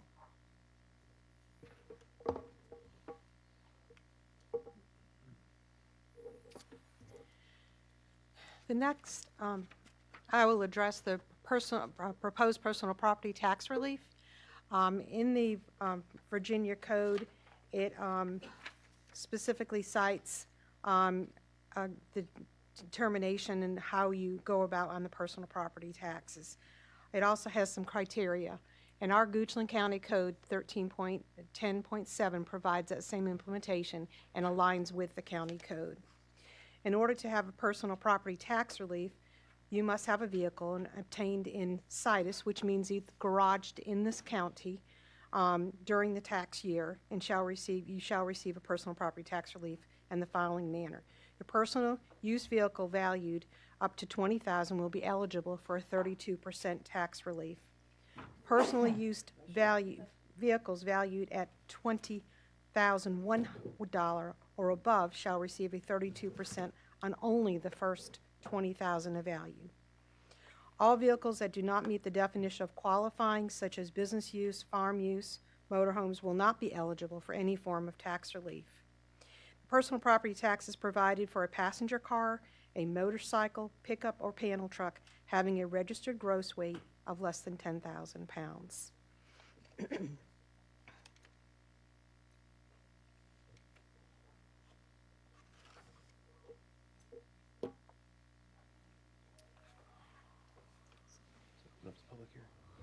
All right. Thank you. And we'll go ahead and open up the public hearing. Can I ask a question before we open the public hearing? Yeah, go for it. Ms. Allen, we had heard from Ms. Byro that the tax rate went up to about 15%, but the general fund went up to 4.6. Could you spend a little time explaining the differences in those two tax rates? The tax tax rate didn't go up, it was just the budget total itself. I'm sorry, I didn't mean to say tax rate. It increased, the general fund increased 4.6%. Correct. And then we increased almost 15%. So just what are some of the things that are in there, such as utilities, that are driving the tax rate? Yeah, so we've had, there are various things within that on the tax rates. We have utility rates have increased considerably. You've got, just if you went into a non-capital bought some equipment, that's increased considerably because all equipment has increased. We do have a 3% increase in there. Our health insurance, the original document presented on the 17th had a 10% increase of health insurance, whereas now it's down to 9.1%. So that is a 9.1% increase also. We have, professional services have gone up considerably if you hire a contractor or anything like that. So overall costs are up. If you wanted specific, I'd be glad to get back with you on it. I can tell you just on a couple items that there's, like Parks and Rec has gone up, and let me see if I have that. So I guess my question is, what's the accurate number? Yeah, so Mr. Spooner, I think I can assist a little bit. And so with the February 17th presentation, the general fund was an increase of 3.7%. And so now we're advertising slightly higher, and that's a direct result of the additional $578,000 in revenue from that sheriff's grant. So that's how you get from 3.7% to this new number. The overall budget is $170 million, and that's inclusive of that general fund budget, as well as transportation, as well as utilities and some other elements of the overall budget. Included in that number is approximately $14 million in debt service. And so that has inflated that number beyond traditional norms as a result of accounting for that debt service, because that would be proceeds that we need to account for revenue, and that is specifically for the Ridgefield Booster Pump Station, which is slated to go on the east end. So if you go back to presentation, if you remove those millions of dollars out of that for that specific project, then that increase in the general fund and the overall fund is less than 5%. Okay, so, and I specifically want to address the comments that were made. So, and I think what might be getting where that gets lost when we looked at just the general fund is over almost $5 million of savings that we found because we, I think, sharpened our pencils. Is that what we did? Yeah. That is correct. So, while you're looking at it, it could seem like we're growing the government by 15%. That's actually not the case. Thank you. That's correct. No. Yeah, Mr. Chairman, could you go to the very last slide where you're talking about the personal property tax? There we go. I have learned, and thank you, because you have spent quality time with me on a variety of questions, some of which I bridled myself and did not answer for Mr. Spoonhour's question because you tutored me on a lot of these things. But the state is reimbursing us on the vehicle. Yes, they do reimburse us a 30%. portion of that. Yes. And so we actually, as a county, are using that reimbursement or that tax relief by another Correct. 2%. Correct. And have for a number of years. Yes. This is not something new this year. So Correct. If we wanted to simply take the money that the state is providing, then the citizens would be getting less tax relief on their vehicle. That not like car tax would be a little bit bigger. And I just felt a need to let folks know that it may not be ginormous, but it is an additional 2% reduction in their vehicle tax. That's right. That the county is doing. The state is saying 30, we're doing 32. Correct. And you went by that slide pretty quick, and so I just wanted to take a moment to say we're whittling away at it. The fact is this board enacted the largest tax cut in my recent memory 3 years ago before I joined the board, and they dropped it from $375 to $299, which was a significant reduction. in the personal property tax rate. So I'd like to keep that momentum going, and so maybe next year it wouldn't be 32% tax relief, maybe it'd be 40. I don't know. I'm just using numbers right now, but tax cuts always have a high degree of appeal with me. So I want to give you credit that we're really giving 32%, the state's only giving us 30. That is correct. And board members, just for the benefit of the public as well, the advertised tax rates for your consideration next week when you vote is on page 318 of the packet. So just wanted to make the community aware of that as well. Any other comments, questions, board members? All right. Seeing no more comments from the board members, I'll go ahead and open citizen public hearing.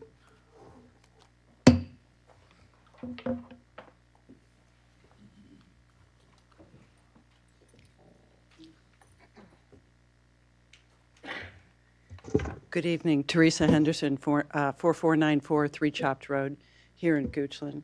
And I know the board has been working for data centers over the last couple of years, but I think a lot has changed since you first considered it and have been doing the good work. And one is the move to AI and the amount of wattage, the energy that's required for AI type of data center that's now becoming of use. And I'm concerned that what was presented today in terms of the competitive tax rate that we have for data centers is something that we might want to avoid having, a competitive tax rate, and let it go to Chesterfield and let it go to Powhatan and let it go to other places than for us, because a 500,000 square foot AI data center in 2026 is considered a large scale or a hyperscale facility, with power requirements typically ranging from 100 megawatts to up to 500 megawatts, depending on the rack density.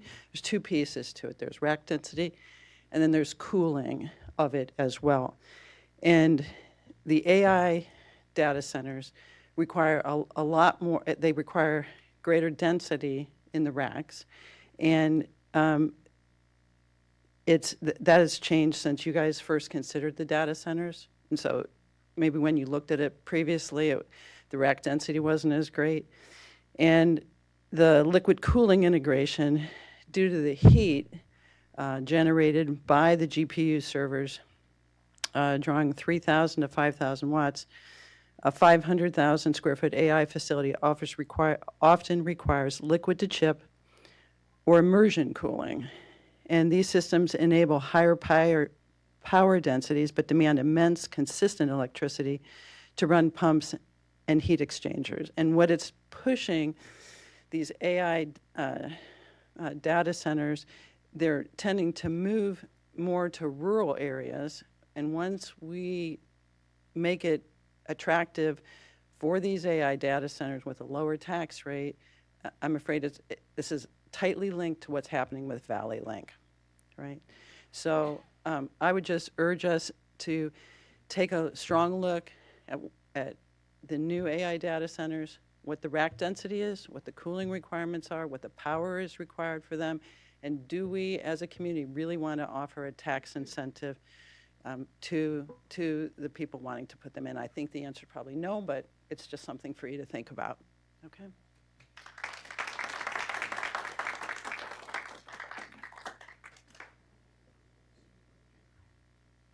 Anyone else?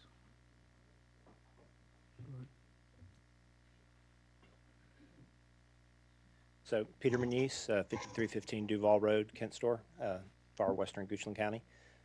Just want to say Valley Link, one of the options is certainly coming through our property as one of the options. And I think what needs to be considered in the consideration for the data center overlay is all the infrastructure. And I don't know that everyone's considered that, but obviously, you know, with the amount of water, currently they've been working on our Broad Street out where we are, putting in 16-inch water pipes just to go to Louisa from Fluvanna for the data center that they're putting in there. So the consumption, I mean, you're talking about how much we had to spend on the booster pump and all the rest of that. I think y'all need to take another look at what's involved. Infrastructure, it's like putting a school in without the right streets and the roads and everything else that needs to go to it, and what it's going to cost us as a county to get all that infrastructure into the area, and the destruction that it'll do to the environment, because the easement will come and it'll just take people's property and destroy what we are and who we are as a county. So please consider that when you're looking at the data overlay as well as the Valley Link. And I appreciate y'all's vote earlier today.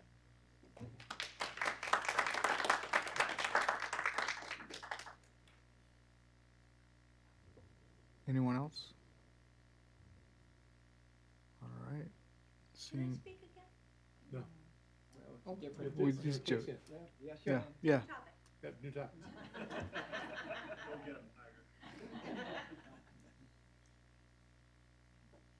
Again, Kathleen Byro, 12481 North Crossing in Mannequin Sabbath. I feel like data centers are a very short-term solution to a long-term problem that every county in America has. Counties need money, and you pull it from all the sources you're all familiar with.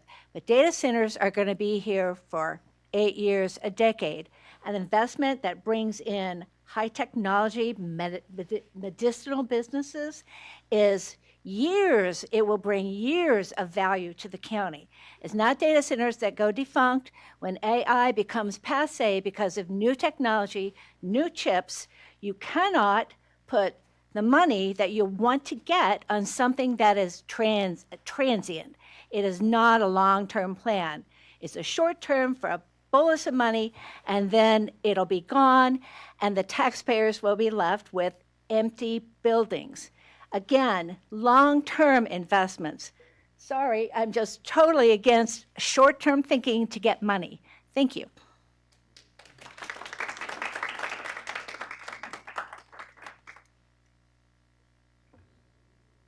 Anyone else? All right, seeing none, I'll close citizen comment. One more public hearing.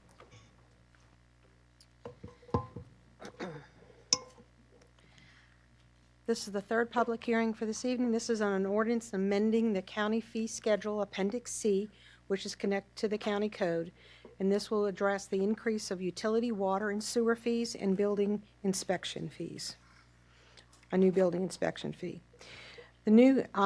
This new building inspection fee was not previously part of the February 17th presentation. This is a local board of building code appeal. It's a new code for 2027. The fee is $450 per appeal. This fee will help to cover administrative costs due to the appeals. If applicant is a prevailing party, fee will be refunded. If applicant withdraws the appeal, the fee will not be refunded. So that is the brand new appeal. The next fees are utility rate adjustments. In utilities, they had a 2026 revised rate study which came out of the proposed FY27 rate fee increases. That rate study recommended a 3% residential base rate and volumetric rate, a 3% commercial base rate and volumetric rate, and a 2.5% connection fee. The proposed rate increases allows for investment in future capacity that is expected to generate additional revenue by 2030. And also revised rate study accounts for the updated fiscal need in the Ridgefield Booster Pumping Station. That booster pumping station, as was noted from Ms. McDonald, is $16,951,055. This next slide is what's the impact of those 3% rates. As a residential customer, based on a 4,000 gallon cost, which is the minimum of gallons, it would cost for water and sewer $3.67 every 2 months. So it's a bi-monthly cost. For a commercial customer, also for water and sewer services, the bi-monthly cost would be $5.71. This was also based on a 4,000 gallon, and it's every 2 months also. The last fee that the utilities will be increasing is a connection fee. and that averages about, it's $100 per connection, and that's based on a 5/8 meter.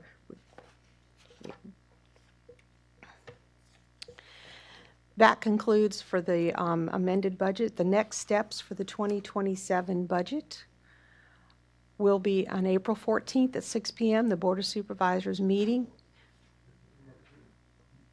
Have a hearing first. Yeah, we have to have I a public apologize. hearing and questions for the board or comments.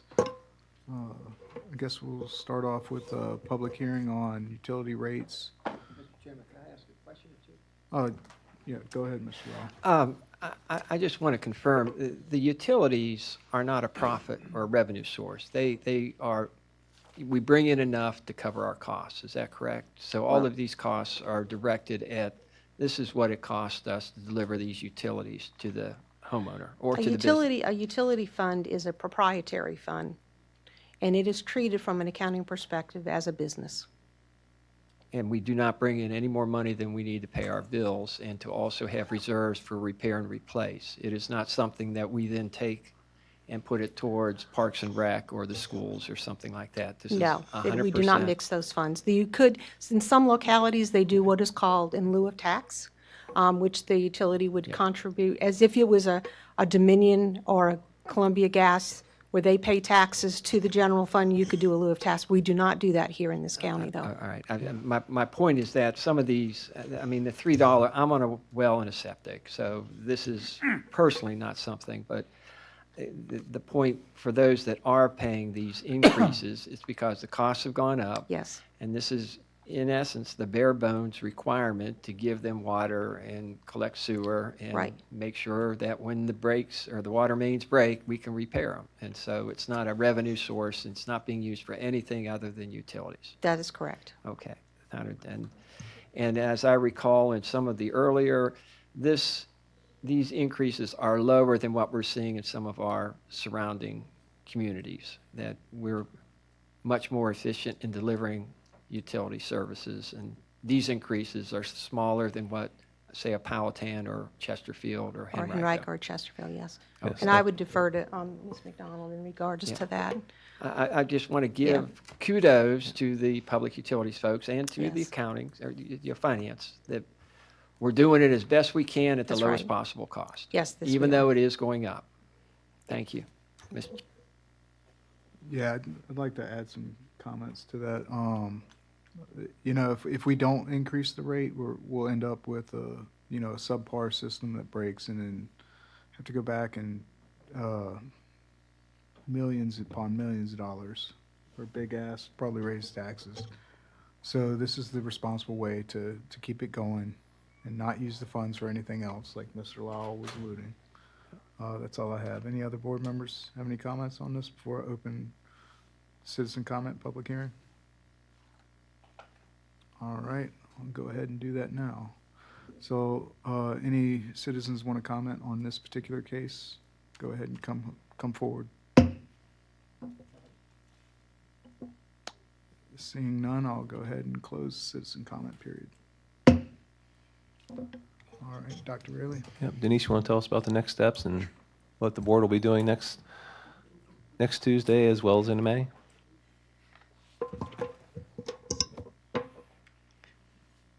So the next steps for the 2027 budget, on April 14th, at the Board of Supervisors meeting, we will approve the ordinance for amending the fees, Schedule C that attaches to the county code, for the increase of the water and sewer volume, service and connections fees, and for the fees for building code appeals, and also approve the 2026 real estate tax rates and personal property tax rates.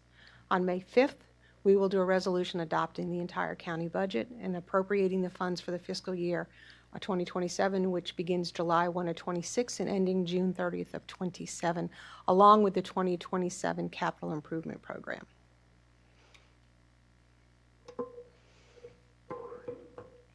Thank you. Board members, any comments, questions? Yeah, Mr. Chairman, the word was approve, and I want to make sure it's understood that what was presented tonight may not be what is approved, that there can be amendments to what was presented tonight. So, again, my attorney has advised words matter, so when it says we will approve, I did not want it to be assumed that everything presented tonight is what will be approved. There's some things in there I would like to see changed. So that's a little foreshadow, I suppose. Friendly amendment, the board will consider those, yes. All right, thank you. Any other closing remarks from the board? All right. With that, the board will adjourn until Tuesday, April 14th, 2026, 6 p.m. A meeting is open to the public, and the board will vote on the proposed tax rates and fee schedule along with planning cases. Also, as stated earlier, we will reconvene again on May 5th, 2026, afternoon regular business meeting, including county budget adoption or denial at 6 p.m. public hearings. Thank you.